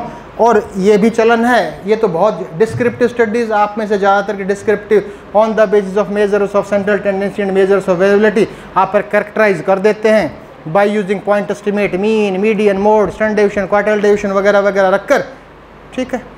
तो हमने कितने प्रकार के क्लासिफिकेशंस की बात कर ली? 2। पहले का आधार क्या था? कितने भागों में बांटा? 2। और दूसरा कितने भागों में बांटा? 5। अब केवल एक और करते हैं, उसके बाद पूरी जर्नी की बात करेंगे। और विद्यार्थी जब बोर होने लगो तो बताना, बीच में थोड़ा ब्रेक लेंगे, ठीक है। रिजेक्टिंग टाइम में तो प्रवेश नहीं किया है ना। चलो अगला है on the basis of scope and utility, क्षेत्र और उपयोगिता। क्या प्रत्येक अनुसंधान समान रूप से उपयोगी है? हाँ या ना? प्रत्येक अनुसंधान की समान उपयोगिता है क्या? नहीं है। किसी की उपयोगिता अधिक है, किसी की उपयोगिता कम है ना। तो अगर उपयोगिता के आधार पर पूरे अनुसंधान के क्षेत्र को विभिन्न भागों में विभाजित करें, किसी का स्कोप इतना सा है, किसी का स्कोप इतना है, किसी का स्कोप इतना है, तो कितने प्रकार के हुए? 3। एक नैरो स्कोप है, एक मीडियम स्कोप है और एक हाई स्कोप है। क्लियर हुआ? ठीक। तो पहले से शुरू करते हैं। First one is action research, second one is applied research, third one is basic research. आपके क्षेत्र में एक्शन रिसर्च कैसे कर सकते हो? अप्लाइड रिसर्च कैसे कर सकते हो, बेसिक रिसर्च कैसे कर सकते हो, ठीक। Action research, action researches are known as situational research, situational research. Scope कितना होगा, नैरो, छोटा स्कोप है। अनुसंधान शोध कहाँ से शुरू होता है, प्रॉब्लम से। प्रॉब्लम आ गई, आज की कंडीशन में I am a speaker and you are listener. समस्या आ गई कि जो मैं बोल रहा हूं आपके दिमाग में कुछ भी समझ में नहीं आ रहा। सिचुएशन क्रिएट हो गई ना कि यूजलेस लेक्चर हो गया। तो पिंटू सर ने कहा कि रिसर्च होनी चाहिए कि लेक्चर आयोजित किया और किसी के कुछ समझ में नहीं आया, इस पर छोटा सा शोध होना चाहिए जिससे अगली बार ऐसी समस्या उत्पन्न है ना। ये शोध का विषय है या नहीं है, किससे संबंधित है, सिचुएशन से। किससे संबंधित है, पर्टिकुलर। पिंटू सर ने परिकल्पनाओं का निर्माण किया। सोचेंगे ना अभी क्या ये कारण हो सकता है, ये कारण हो सकता है, ये कारण हो सकता है। पहला कारण क्योंकि पढ़ाने वाला पैदल है, हो सकता है इसलिए समझ में नहीं आ रहा हो। दूसरा हो सकता है क्योंकि पढ़ने वाले पैदल हो, इसलिए हो सकता है। तीसरा क्योंकि सामग्री आपके अनुरूप नहीं है और निष्कर्ष निकला कि आपसे रिलेटेड मैटर नहीं था, इंटरेस्ट का नहीं था, आपके किसी काम का नहीं था। अगली बार जो हो वो काम का कंटेंट शामिल करना चाहिए। क्या दूसरा रिसोर्स पर्सन आएगा, क्या इसके रिजल्ट वहां लागू होंगे, नहीं होंगे। The results are related to, नहीं कारण बता रहा हूं ना, particular situation. The results will be applicable to you and me only, क्योंकि शैली दूसरे की शैली अलग होगी, दूसरे का तरीका अलग होगा, बस केवल कंटेंट ही तो बदले हैं। तो सिचुएशन क्या हुआ, इसका स्कोप छोटा स्कोप हुआ ना। अगला इसी का एग्जांपल लेते। आपके पास कोई म्यूजिक सीखने आया है, एक ग्रुप है वो नहीं सीख पा रहा है, एक पर्टिकुलर कोई एक टीचर है, ट्रेनर है, वो ट्रेन कर रहा है, असफल हो रहा है। आपको रिसर्च करनी पड़ेगी कि क्यों, ऐसा कौन सा है कारण है। You have to identify the causes, लेकिन the results will be delimited to that trainer and trainees only. Is it okay. अगला कौन सा है, applied researches are known as experimental researches. और एक्सपेरिमेंटल रिसर्चेज का हमारा एग्जाम्पल क्या था, एक्सपेरिमेंटल रिसर्चेज का हमारा एग्जाम्पल क्या था तो effect of music therapy on stress. आपने कहा इफेक्ट ऑफ म्यूजिक, आप में से किसी ने अध्ययन किया effect of music therapy on stress of Subharti females. Subharti विश्वविद्यालय की महिलाओं पर एक म्यूजिक थेरेपी का प्रभाव उनके स्ट्रेस पर, क्लियर। और स्ट्रेस को पर प्रभावित हुआ और आपने रिजल्ट दे दिया कि यदि किसी को स्ट्रेस कम करना है तो क्या करो, म्यूजिक थेरेपी उसको दो। Is it okay. क्या ये आयोजित कहाँ किया गया, ये अध्ययन कहाँ पर हुआ, सुभारती में। क्या जम्मू कश्मीर में भी कोई म्यूजिक थेरेपी देगा तो समान परिणाम होंगे क्या, मे और मे नॉट भी। क्या जम्मू कश्मीर के अलावा गोवा में करेंगे तो सेम होगा क्या, जर्मनी में सेम होगा क्या, नहीं, मे और मे नॉट भी। इट मीन्स पहले के रिजल्ट्स एक्शन रिसर्च के जो परिणाम थे कहां तक सीमित थे, सिचुएशन। ये कहां तक सीमित हो गए, रीजन, क्षेत्र बढ़ गया ना, सिचुएशन टू रीजन। अब महत्वपूर्ण बात, if the same research effect of music therapy on stress, if the same research is conducted at different corners of the globe, same Goa में हुई, same Germany, same Poland, same America, same Britain में, if the results are same, that becomes a basic research। तो basic research वो है एक सिद्धांत की उत्पत्ति कि समान अध्ययन अलग अलग स्थान पर अलग अलग समय पर आयोजित किए जाएं, यदि सबके परिणाम समान हो, क्या कहलाएगा, basic research। That is known as a pure research, that is known as a fundamental research। एक और नाम है उसका, that is known as a theoretical research। कितने नाम हुए, 4। बेसिक कहें, थ्योरेटिकल कहें, फंडामेंटल कहें, प्योर कहें, सबका एक ही अर्थ है, ठीक है। तो अभी तक तो हमने यात्रा की बात ही नहीं की थी, अभी तक तो केवल 2 क्षेत्रों की बात की है कि शोध का अर्थ जानने का हमने प्रयास किया और दूसरा टाइप्स ऑफ रिसर्च को जानने का प्रयास किया। Now we will discuss about the whole journey. Time है ना, बोर तो नहीं हो रहे? जोक की आवश्यकता है? नहीं?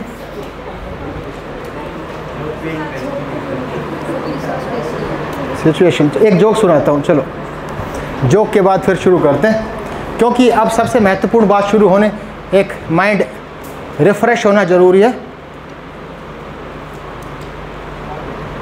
नहीं चलने दीजिए, कोई दिक्कत नहीं, ऐसा कोई भयानक जोक नहीं है। लेकिन मैं पहले डिक्लेयर कर चुका हूं कि जोक का वास्तविकता से कोई लेना देना नहीं है, सारे पात्र काल्पनिक हैं। ठीक है, हम किस प्रकार से निष्कर्ष निकालते हैं? Drawing inferences, drawing conclusion is a very difficult task. निष्कर्ष निकालना, अनुमान लगाना किसी भी अनुसंधान में बहुत ही एक मुश्किल कार्य है। हम कैसे भी करके उसको लॉजिक दे देते हैं, एक तर्क देके कोई भी फाइंडिंग निकाल देते हैं, लेकिन वास्तव में व्यवहारिकता में वो इलॉजिकल हो सकती है। उदाहरण जोक के माध्यम से, किसी भी व्यक्ति ने ठाना, सर ने ठाना कि मैं रिसर्च करूंगा, तो अभी एक रिसर्च की बात नहीं की हमने, रिसर्चेज तो ये तो केवल एक एनिमल रिसर्चेज भी होती हैं भाई, एक्सपेरिमेंटल रिसर्चेज एनिमल रिसर्चेज भी तो होती हैं।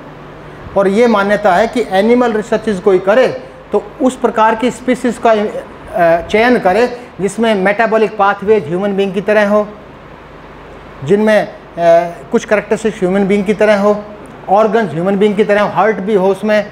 मछली पर तो कोई करता हुआ देखेगा नहीं, रैट्स पर करता है कोई।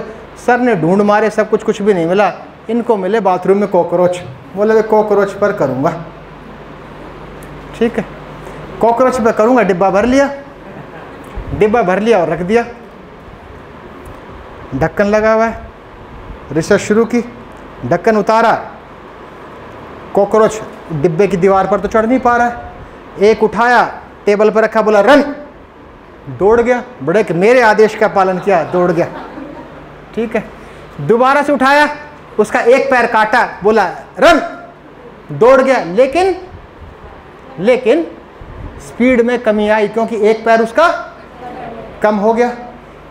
उठाया, दो पैर काटे, बोला रन, स्पीड और कम होगी, तीन पैर काटे और एक अंतिम, सारे पैर काट दिया और चिल्लाया रन रन, नहीं दौड़ रहा। सर बड़े प्रफुल्लित, आई हैव इन्वेंटेड समथिंग, और निष्कर्ष निकाला, सारे पैर काट देने से कोकरे सुनना बंद कर देता है तो लॉजिक नहीं भाई? हो सकता है हमारे रिसर्चेज में इस प्रकार के लॉजिक हो, ठीक है ना? ठीक है, अब लेकिन ये केवल जोक है, वास्तविकता से कोई लेना देना नहीं है। ठीक, चलो आगे चलते, आगे चले। अब किसकी बात करेंगे मैडम? सर कब तक, कितने टाइम चलेगा आपका? उस हिसाब से अभी है, काफ़ी है, मैं उसी स्पीड रखूँगा वही।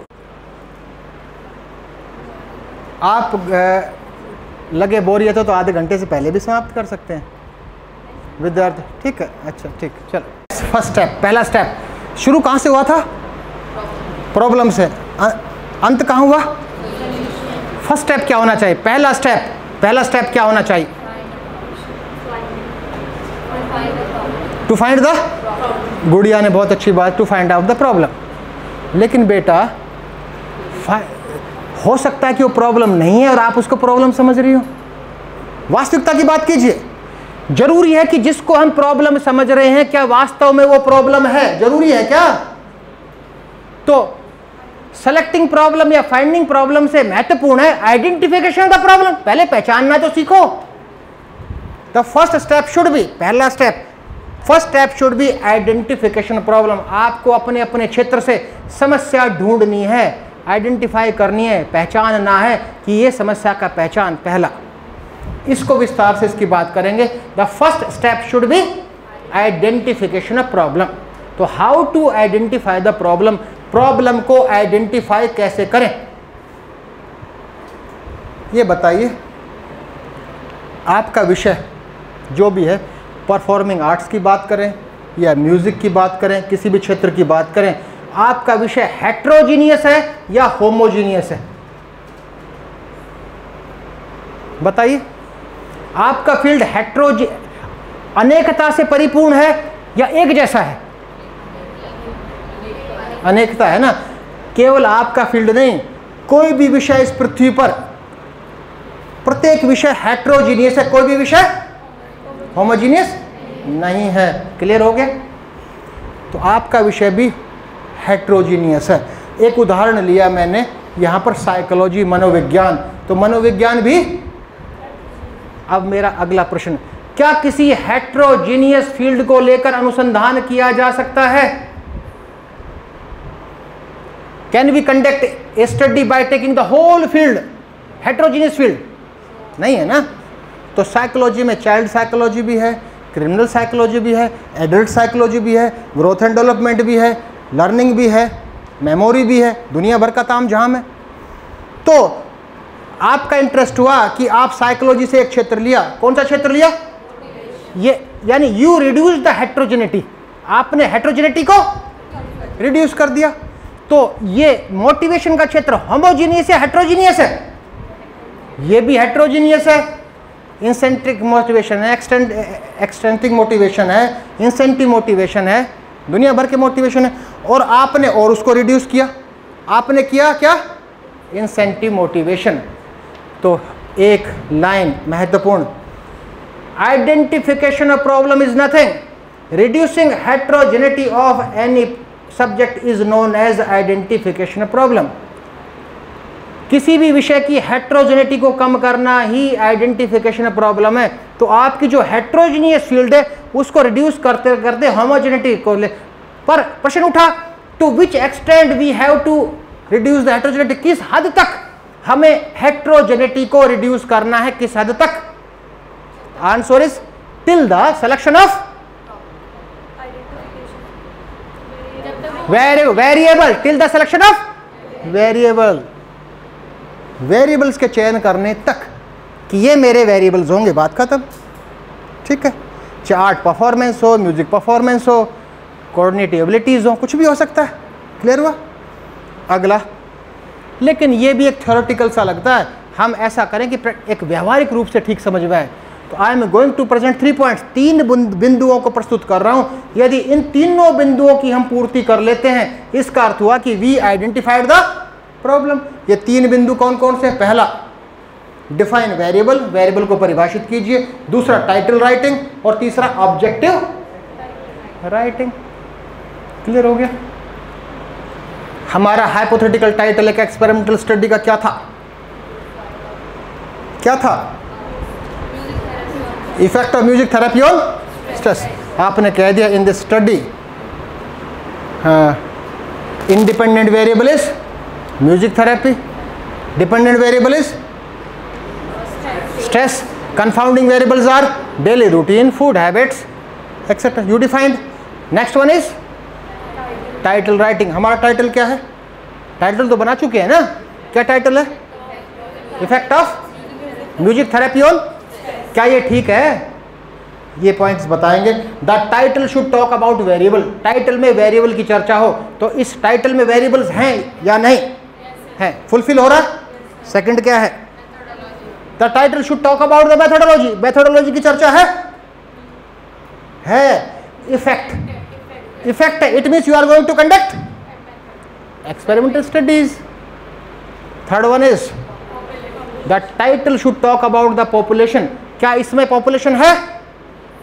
नहीं है, इसका मतलब अधूरा टाइटल है। अच्छा टाइटल, टाइटल होना चाहिए effect of music therapy on the stress of Subharti females, that will be a perfect title.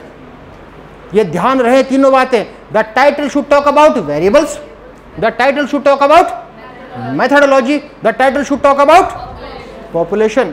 और अगला क्या है? Objective writing. कुछ प्रगाढ़ विद्वानों का मानना है कि objective writing is also a part of the identification problem, कि जब तक उद्देश्यों का निर्धारण नहीं करेंगे हम ठीक प्रकार से किसी प्रॉब्लम को आइडेंटिफाई नहीं। The objective of the study shall be to find out the effect of music therapy on the stress of Subharti females. भाषा कुछ भी हो सकती है, नई बात, can we write objectives in interrogative sentences. आपके पड़ोस में एक विभाग है एजुकेशन, केवल यहाँ नहीं पूरे देश में एजुकेशन का निराला काम है। वो ऑब्जेक्टिव भी लिखते हैं और रिसर्च क्वेश्चन भी लिखते हैं, दोनों की बात तो वही है। तो you can write objectives in interrogative sentences also. Is there any effect of music therapy on the stress of शुभार्थी फीमेल्स। बात तो वही है ना, प्रश्नवाची वाक्य ही अपने आप ही उद्देश्य का निर्धारण करता है, एग्री हो या नहीं हो। तो नई बात क्या है कि we can write objectives in sentences also. Is it okay? आगे चलते हैं। तो हमने क्या कर लिया, प्रॉब्लम को आइडेंटिफाई कर लिया, जिसमें कि हमने शीर्षक का निर्माण भी कर लिया, हमने वेरिएबल्स का चयन भी कर लिया, हमने ऑब्जेक्टिव भी लिख लिए। अब क्या करें, अब क्या करें, क्या होना चाहिए? गुड़िया ने काफ़ी हद तक नज़दीक बताया था, इन्होंने कहा था सेलेक्ट करें, और मैंने थोड़ा सा परिवर्तन करके सिलेक्शन की जगह क्या जोड़ दिया, आइडेंटिफिकेशन। तो आप बताइए अगला स्टेप क्या होना चाहिए? अगला होना चाहिए फॉर्मुलेशन ऑफ हाइपोथेसिस, परिकल्पना का निर्माण। अगला होना चाहिए फॉर्मुलेशन ऑफ हाइपोथेसिस, परिकल्पना का निर्माण। परिकल्पना क्या है? परिकल्पना क्या है? जी नहीं सर, वो तो मेथोडोलॉजी होगी, कैसे करना, तो दूर दूर तक संबंध नहीं जी। प्लानिंग नहीं, प्लानिंग तो नहीं मैडम। हाँ होगा, यानी अनुमान कह रहे हैं आप। मैडम ने कहा प्री अजम्पशन कि यह परिकल्पना की जाती है कि प्रभाव पड़ेगा, या परिकल्पना की जाती है प्रभाव नहीं पड़ेगा, ये है ना प्री अजम्पशन। ऐसा नहीं है, ऐसा नहीं है। मैडम डायरी देंगे, एक बार निकाल लीजिए कागज अपना। हाँ बस ठीक है। देखिए किसकी बात कर रहे हैं, परिकल्पना की, परिकल्पना की बात कर रहे हैं ना। तो मैडम ने बताया काफ़ी हद तक, लेकिन उसमें सुधार करने की आवश्यकता है। वास्तव में जाने अर्थ को हम, every assumption can not be considered as hypothesis. क्यों? मैडम मास्टर डिग्री कर रही हैं, भूतकाल में प्रवेश कर गए, कल एग्ज़ाम है। हम सब जानते हैं females are more vulnerable than males, महिलाएं पुरुषों की तुलना में संवेदनशील ज़्यादा होती हैं। इंटेलिजेंट हैं, टॉपर हैं, हार्ट रेट बढ़ी हुई है, नोट्स पूरे तैयार हैं, तब भी हार्ट रेट बढ़ी हुई है। स्वाभाविक सी बात है, लड़कों की तो नहीं बढ़ती भाई, लेकिन लड़कियों की बढ़ जाती हार्ट रेट तैयारी होने के बाद भी। ठीक है, कल पूरे नोट्स हैं, अच्छी राइटिंग में सब बन चुका है और सब कुछ तैयार है, तब भी डरी हुई हैं। हनुमान जी की भक्त है, हनुमान जी की मूर्ति के सामने 20 अगरबत्ती सुबह से जला डाली और अंतिम निर्णय ले रही हैं, कल एग्जाम में कौन कौन से प्रश्न आएंगे। और हनुमान जी किसके भक्त? राम राम राम राम राम, एक तो ये आएगा, राम राम राम राम राम राम, एक ये आएगा। इस प्रकार 5 क्वेश्चन तैयार करके चली गई। तो क्या ये परिकल्पना है, क्या ये हाइपोथेसिस है? इस हाइपोथेसिस का बेस क्या रहा? हनुमान जी। दूसरी तरफ सर ने पिछले 10 साल के पेपर लिए, ये आया था, ये आया था, ये आया था, अब ये आने की संभावना है। दोनों में से अच्छा निर्णय किसका? इनका आधार क्या था? पास्ट क्वेश्चन पेपर्स, और इनका आधार क्या था? हनुमान जी। तो every assumption can not be considered as hypothesis. प्रत्येक अनुमान परिकल्पना का निर्माण नहीं करता। तो नया concept, only intelligent assumptions are considered as hypothesis. We have to formulate intelligently. ठीक है, तर्क के आधार पर। अगली बात, इनका आधार था पेपर, इनका आधार था हनुमान जी। तो परिकल्पना का निर्माण का आधार, आभारा title effect of music therapy on stress, इसका आधार क्या होना चाहिए? लिटरेचर। तो जितने अध्ययन हो चुके हैं आप छान मारोगे, है ना, तो कुछ अपने मन से थोड़ी लिटरेचर पर आधार होगे। तो our base to formulate hypothesis is literature. लेकिन फिर भी टाइप्स ऑफ हाइपोथेसिस की बात कर लेते हैं, थोड़ा टाइप्स ऑफ हाइपोथेसिस कि किस प्रकार की हाइपोथेसिस अच्छी है। अब the hypothesis should be testable. Testable हो, ऐसा नहीं है जैसे कि ये बच्ची है, दोनों लगा रहे हैं, ये हाइपोथेसिस है, शर्त लग गई, वो ये कह रहे सिक्का उछालूंगी तो क्या आएगा, तो वो क्या कहेगी, हेड आएगा या टेल आएगी। अब ये परिकल्पना तो कहीं कर नहीं सकती, सिक्का उछालूंगी तो वो हवा में तैरता रहेगा, कभी नीचे गिरेगा ही नहीं। टेस्टेबल होनी चाहिए ना भाई, इलॉजिकल नहीं होनी चाहिए, जो टेस्टेबल तो हो। अब चलो और गहराई में नहीं, अब हाइपोथेसिस है 3 प्रकार के, रिसर्च, स्टैटिस्टिकल और ऑपरेशनल। मैडम ने यहाँ ने टाइम फिक्स कर दिया, बहुत इंपॉर्टेंट इशू 2-3 बचे हैं जो कि आपके क्षेत्र से, उनकी बात करेंगे। तो कितने टाइप की है, स्पीड ठीक है ना मेरी, ठीक। पहला research. In research hypothesis we use the word relationship. बैठा लीजिए दिमाग में, हमारा टाइटल क्या था, इसमें यह परिकल्पना की जाती है कि म्यूजिक थेरेपी और स्ट्रेस के बीच में संबंध पाया जाएगा या संबंध नहीं पाया जाएगा, कुछ ऐसा कर सकते हैं ना। किस शब्द का उपयोग किया, रिलेशनशिप। संबंध है तो प्रभाव पड़ेगा, संबंध नहीं है तो नहीं पड़ेगा। संबंध है तो बढ़ भी सकता है स्ट्रेस, घट भी सकता है, पता नहीं, भगवान जाने भविष्य में एक्सपेरिमेंट में क्या होगा एग्जैक्ट, ठीक। दूसरा statistical hypothesis. In statistical hypothesis we use the word difference, अंतर, सार्थक अंतर। यह परिकल्पना की जाती है कि म्यूजिक थेरेपी से पहले के स्ट्रेस में और उसके बाद के स्ट्रेस में वास्तविक अंतर, सार्थक अंतर पाया जाएगा या किसी दोनों रूपों में। फर्क क्या रहा दोनों में, है? नहीं, दोनों में स्टैटिस्टिकल और रिसर्च हाइपोथेसिस में डिफरेंस क्या रहा, और उसमें एक ऐसा एग्जाम्पल देता हूं, कभी जीवन में भूलोगे नहीं, ठीक। क्यों, जेठ शब्द है, जेठ जानते हो जेठ क्या होता है, जेठ क्या होता है, जेठ है पति का बड़ा भाई।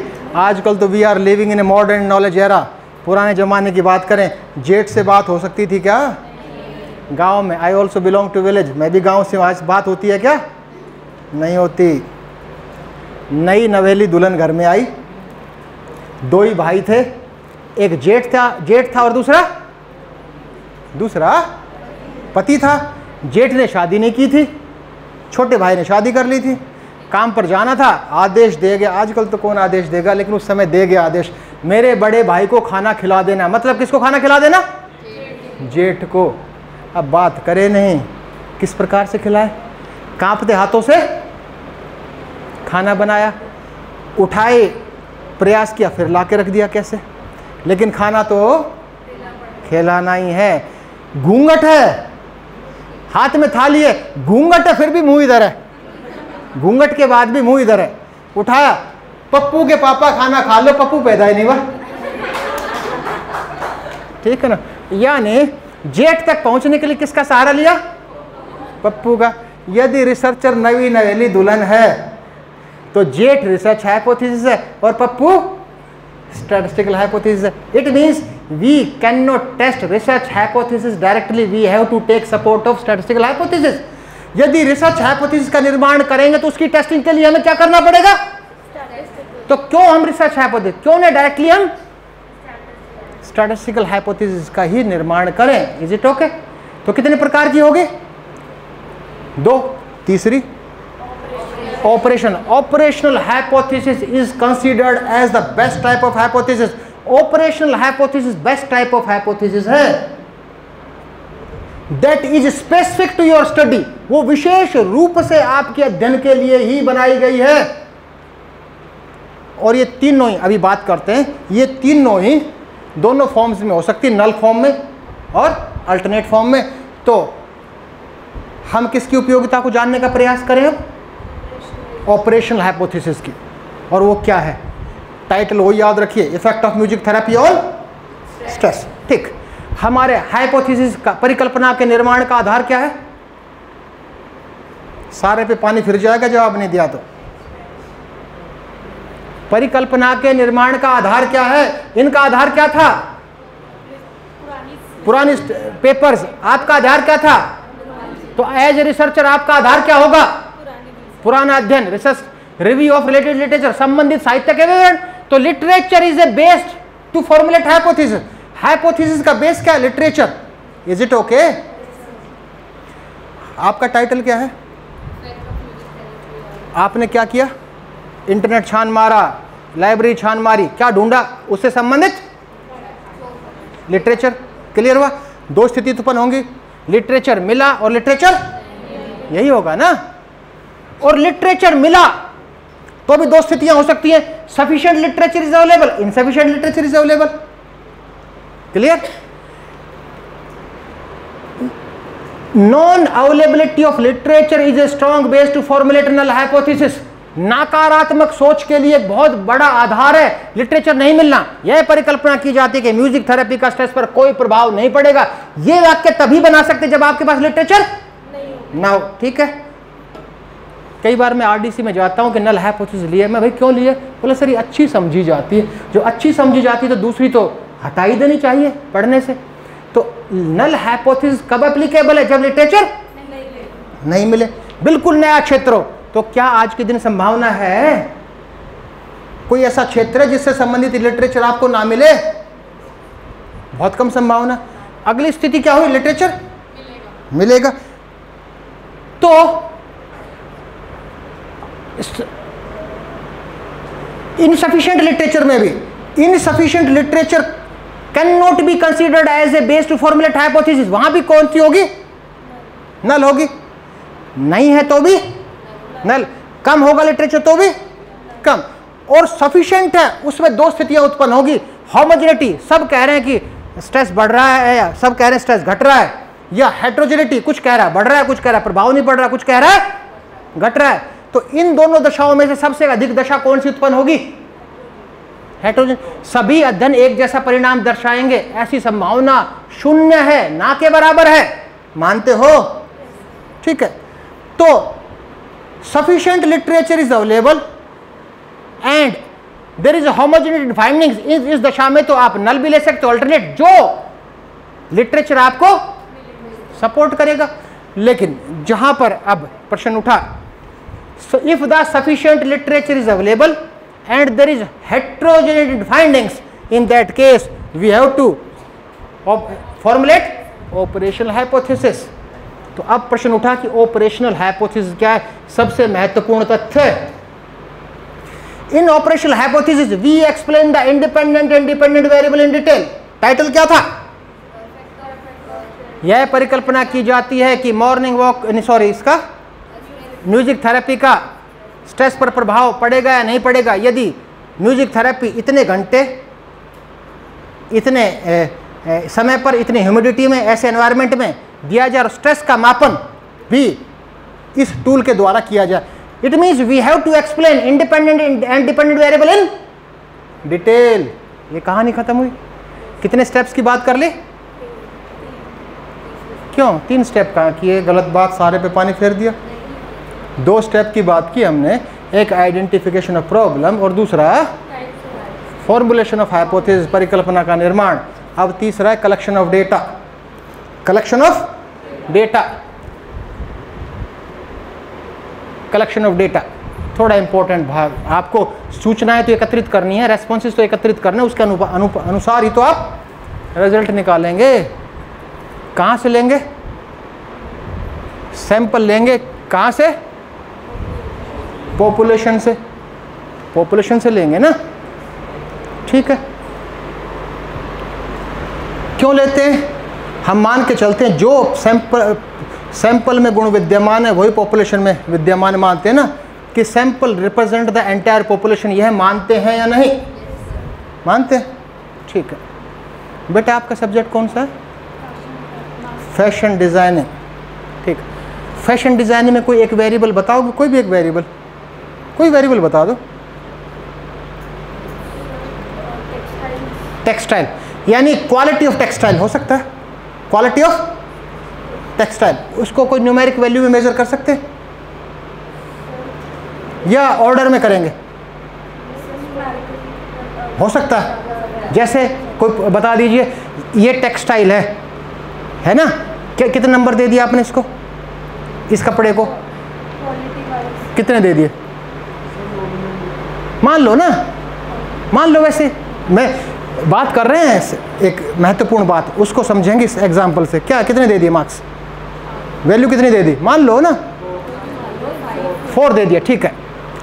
ये बच्ची रिसर्च कर रही है, इसने टेक्सटाइल की क्वालिटी के ऊपर बात की और आपने 5000 सैंपल थे, उसमें 5000 पॉपुलेशन थी, उसमें से सैंपल लिए 100, ठीक है। आपने टेक्सटाइल 100 टेक्सटाइल के स्कोर्स लिए, ठीक है, और उसकी मीन वैल्यू ली। मीन वैल्यू कितनी आई 5। Is it okay? Again I repeat, population कितनी है, सैंपल कितने हैं 100 का, जो टेक्सटाइल की क्वालिटी का मीन वैल्यू कितनी आई। आप कहेंगे कि 5000 को रिप्रेजेंट क्या कर रहा है, कौन सा आंकड़ा कर रहा है 5। क्लियर हुआ? वीसी साहब ने बुलाया आपको कि बेटा सुभारती विश्वविद्यालय के पास भरपूर पैसा है, रिपीट द सेम स्टडी।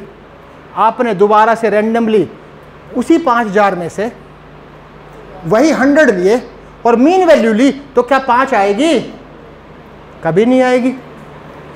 अभी थोड़ी देर पहले तो आप कह रहे थे कि sample represent the entire population. बहुत महत्वपूर्ण है, जो आपके अध्ययनों में शामिल करना चाहिए। और वीसी साहब ने कहा बेटा रिपीट द सेम स्टडी, 10 बार इस अध्ययन को रिपीट कीजिए। आपने 10 बार की 10 के 10 बार रिजल्ट्स अलग अलग आएंगे। तो यहां पर कंसेप्ट आया, ध्यान दीजिए, यहां पर कंसेप्ट आया सेंटर लिमिट थ्योरम का। वो कहता है मीन ऑफ ऑल मीन्स। कितने मीन है आपके पास, मीन कितने हैं आपके पास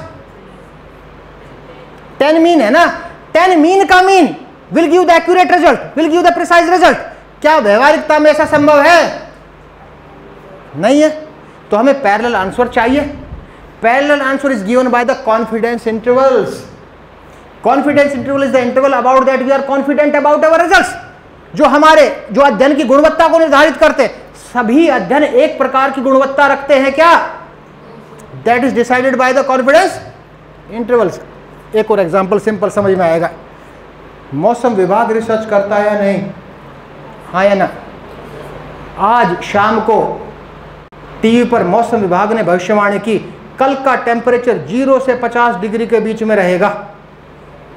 कल का टेम्परेचर 0 से 50 डिग्री के बीच में रहेगा। तो बेटा आप सर्दी के कपड़े निकाल के रखोगे या गर्मी के? क्या इस रिसर्च का की कोई उपयोगिता है? यूजलेस है ना। इसका मतलब कॉन्फिडेंस इंटरवल इसका वीक है। और वो कहें कल का टेम्परेचर 5 से 8 डिग्री के बीच में रहेगा, तो ये एक्यूरेट है या नहीं है? तो this type of accuracy is decided by the confidence intervals. आप डिटेल में कॉन्फिडेंस इंटरवल के बारे में पढ़ोगे तो क्लियर होगा। तो we should include confidence interval in our studies, जिससे कि क्या निर्धारण होगा कि हमारे अध्ययन की गुणवत्ता कितनी है। क्लियर हुआ? हमने आंकड़े कहां से एकत्रित किए? पॉपुलेशन से। किस रूप में? सैंपल से। अब ये बताइए फ्रेम क्या होता है? फ्रेम क्या होता है? Frame boundary. Frame means photo frame. वो फोटो फ्रेम है ना, इसका भी फ्रेम है, या प्रोजेक्टर का भी फ्रेम है बाउंड्री। तो पॉपुलेशन का भी फ्रेम है। तो हमारे इस एग्जाम्पल में जो चला आ रहा है आज का एग्जाम्पल, इसका फ्रेम क्या है बताइए। हाँ बताइए। सुभारती फीमेल्स। फ्रेम क्या है? सुभारती फीमेल्स फ्रेम है उसका, सीधी सी बात है। फ्रेम ही सुभारती फीमेल्स, बाउंड्री यहां से लेंगे। तो कोई अनुसंधान करें, कोई रिसर्च करेंगे, उसके फ्रेम की आपको जानकारी हमेशा रहेगी या नहीं? बिना फ्रेम के अध्ययन किया जा सकता है क्या? मैडम आप करो कि मेरठ के जेब कतरों पर अध्ययन, आपको 5 जेब कतरे मिल गए, तो क्या आप कहोगे क्या फ्रेम में बी नॉन, फ्रेम में नॉट बी नॉन? हॉस्पिटल में मेडिकल साइंसेस का कोई स्टडी करो ऑन कैंसर पेशेंट, कौन कहेगा मैं पेशेंट हूं? आप कहोगे कि डायबिटिक पेशेंट्स, कौन कहेगा पेशेंट? कोई इंफॉर्मेशन नहीं देगा। फ्रेम में बी नॉन, फ्रेम में नॉट बी नॉन। जो हम गलती करते हैं, तो यदि हमें फ्रेम का ज्ञान है तो हमें लेना चाहिए प्रोबेबिलिटी सैंपलिंग टेक्निक। यदि फ्रेम का ज्ञान नहीं है तो we should use non probability sampling techniques. तो आप इंश्योर कर लीजिए कि जिस अध्ययन को मैं कर रहा हूं उस पॉपुलेशन के फ्रेम की मुझे जानकारी है या उस पॉपुलेशन के फ्रेम की जानकारी मुझे नहीं है। इतनी सी बात, ठीक। अब आगे 4th स्टेप। मैडम 10 मिनट लूँ, 10-15? एक जोक सुना देता हूँ, जोक। ठीक, जोक से पहले थोड़ा सा बात कर लेते हैं, क्योंकि ऐसा ही जोक सुनाऊँ ना जिसका इससे संबंध हो। ठीक है, अगला स्टेप है एनालिसिस ऑफ डेटा, आंकड़ों का विश्लेषण। आंकड़ों का विश्लेषण, आंकड़ों के विश्लेषण के लिए क्या चाहिए आपको? क्या चाहिए आपको? टेक्निक्स। कौन सी टेक्निक? स्टैटिस्टिकल टेक्निक्स चाहिए, सांख्यिकीय तकनीक चाहिए। और these statistical techniques are known as inferential statistics. ये सांख्यिकीय तकनीक, इनको क्या कहा जाता है? Inferential statistics. हिंदी में कहते हैं अनुमानिक सांख्यिकी। अनुमानिक सांख्यिकी, ठीक है, क्योंकि इन सांख्यिकीय तकनीकों को अपनाकर हम अनुमान लगाते हैं। एग्री? एग्री होने इस बात से? लेकिन स्टैटिस्टिकल टेक्निक्स के कुछ लिमिटेशंस हैं, लिमिटेशन, कुछ सीमाएं हैं। सभी सीमाओं की चर्चा करना संभव नहीं है, उनमें से 2 सीमाओं की बात करता हूं। First one is statistical laws are not exact, these are based on probabilities. सांख्यिकीय तकनीकों को लगाकर जो आंकड़ों के विश्लेषण के बाद जो परिणाम मिलते हैं वो संभावित परिणाम है। These are not exact findings, पहली बात। उसी कारणवश एक हम आया लेवल ऑफ सिग्निफिकेंस। आपके क्षेत्र में लेवल ऑफ सिग्निफिकेंस स्टडी का क्या होगा? भाई सोशल साइंस में आते होंगे ना, सोशल साइंस या ह्यूमैनिटीज में लेवल ऑफ सिग्निफिकेंस कितना यूज करते हैं? 0.05। It means you are 95% confident about the results and your significance level is 5%। Is it okay? दूसरी लिमिटेशन है statistics is liable to be misused. सांख्यिकी का दुरुपयोग भी हो सकता है, दुरुपयोग। ध्यान दीजिए, दुरुपयोग 2 तरह से, दो तरह से हो सकता है, जानबूझकर और अनजाने में। जानबूझकर दुरुपयोग का एग्जाम्पल लेते हैं। Before joining my university I was in BHU for 5 years। 5 साल काशी हिंदू विश्वविद्यालय में रहा। ध्यान दीजिए एग्जाम्पल को। वहाँ पर जो टाइपिस्ट भी होता है, यानी कि एक गेट है BHU का, उसके सामने कंप्यूटर की दुकान है। वो कंप्यूटर एक्सपर्ट रिसर्च के भी जाता हो गए, काम कर करके, थीसिस टाइप कर करके। कोई स्कॉलर जाता है तो पूछते हैं किस प्रकार के रिजल्ट लाने हैं। इट मीन्स उनको पता है कि हाउ टू मैनिपुलेट डेटा। वो कैसा हुआ? जानबूझकर, अनजाने में। अनजाने में कैसे करते हैं कि we misuse the statistics unintentionally also. कैसे? कोई भी व्यक्ति रिसर्च करता है तो बात हुई थी ना, क्या चेंज हो जाता है उसका? एटीट्यूड, शैली, सब चेंज हो जाती है। सर की भी चेंज होगी। दोस्त हैं, खास मित्र दोनों। घर वालों ने बाइक खरीद के दी कि बेटा रिसर्च कर रहा है, बाइक खरीद के देनी है, समय बचेगा। उनके फादर ने बाइक नहीं खरीद के दी। दोनों रूममेट हैं, रूममेट हैं। सर की सारी शैलियां बदल डाली, सर की बाइक चलाने की शैली भी बदल गई। पीछे बैठे दोस्त, शैली में परिवर्तन क्या रहा कि जो खाली रोड था, दूर दूर तक कोई नहीं था, वहाँ धीरे धीरे कछुए की तरह, जबकि वहाँ कैसे चलाना चाहिए? तेज। और जहाँ भीड़ भाड़ चौराया, जहाँ ट्रैफिक है, वहाँ साए से बीच में से निकाल ले गए। हार्ट रेट बढ़ गई, मरवाएगा क्या? एक्सीडेंट होता होता बचा। आपका जवाब था कीप क्वाइट, चुप बैठा रहे। I am driving on the basis of statistics and research. चुपचाप बैठा रहे, मैं सांख्यिकी और अनुसंधान के आधार पर चला रहा हूँ। बोथ रीच्ड डेस्टिनेशन, दोनों ही अपने गंतव्य पर बैठे, पसीने निकले हुए थे। आज तो मैं तेरे पीछे बैठ गया, आज के बाद मैं तेरे पीछे नहीं बैठूंगा। बट जेंटलमैन टेल मी, कृपया बताइए कि how you are driving on the basis of research and statistics. सांख्यिकी और रिसर्च पर आधारित आप कैसे चला रहे थे? बताओ भाई, मुझे ज्ञान प्रदान करो। इनका उत्तर था I have gone through the survey studies for the last 3 years। पिछले 3 साल से सर्वेक्षण अध्ययन पढ़ रहा हूँ। 99.999% एक्सीडेंट्स चौराहे पर होते हैं, खाली रोड पर 0.001% एक्सीडेंट्स होते हैं। तो जहां एक्सीडेंट्स बहुत ज़्यादा होते हैं वहां मैं भाई समय नहीं बिताता, तुरंत निकल लेता हूं, और जहां नहीं रहते वहां समय बिताता हूं। अगर स्टैटिस्टिक्स की भाषा में कहेंगे, अगर इस शैली से मोटरसाइकिल चलाई जाएगी तो स्टैटिस्टिक्स तो यही कहेगी ना कि जहां अधिक समय बिताएंगे the probability of accidents will be maximised. तो क्या व्यवहारिकता में इसकी उपयोगिता है? व्यवहारिकता में इसकी उपयोगिता नहीं है। हमारे इसी प्रकार की फाइंडिंग्स, इसी प्रकार के इंटरप्रिटेशंस रहते हैं रिसर्च के क्षेत्र में। ठीक है, तो टाइम तो काफ़ी हो चुका है, ये तो लंबी कहानी है स्टैटिस्टिक्स की। Now your questions are, madam ठीक है, कुछ और कोई क्वेश्चंस हो तो पूछिए। अब रिसर्च की बात, ऐसे क्षेत्र की बात सीमित समय में किया जाना तो दिए और तूफान की तरह है, समय चाहिए, लेकिन I tried my level best कि बेस्ट पॉसिबल जो हो सकता था उसको प्रयास किया गया। एक विज़न, कुल मिलाकर अब आपको अपने क्षेत्र से वेरिएबल ढूंढने, वेरिएबल को लेकर आपको क्वांटिटेटिव रिसर्चेज करनी चाहिए। वो कंपैरेटिव स्टडी भी हो सकती है, वो रिलेशनशिप स्टडी भी हो सकती है, वो प्रिडिक्शन स्टडी भी हो सकती है, वो क्वांटिटेटिव रिसर्च भी हो सकती है, वो क्वालिटेटिव रिसर्च भी हो सकती है, वो एक्शन रिसर्च भी हो सकती है, वो अप्लाइड रिसर्च भी हो सकती है, वो प्योर रिसर्च भी हो सकती है, कुछ भी हो सकती है। तो आप एक कोशिश की गई है कि एक ऐसा विज़न, एक ऐसा दृष्टिकोण स्थापित करना कि हमें एक मूल अवधारणा का ज्ञान हो जाए रिसर्च के क्षेत्र में। Again I express my sincere thanks to principal sir, Pintu sir, as well as I express my sincere thanks to Madam Neha for inviting me. Thank you very much. For this enlightening lecture, we appreciate having this mysterious area clarified. We owe you a special vote of thanks for being here. It has been such an honor to be a part of this wonderful lecture. I request Honorable Principal Sir to please gift a painting to our guest as a token of love and appreciation. Sir, thank you.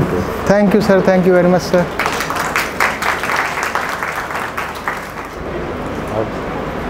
On behalf of the MBSCFF family, I would like to...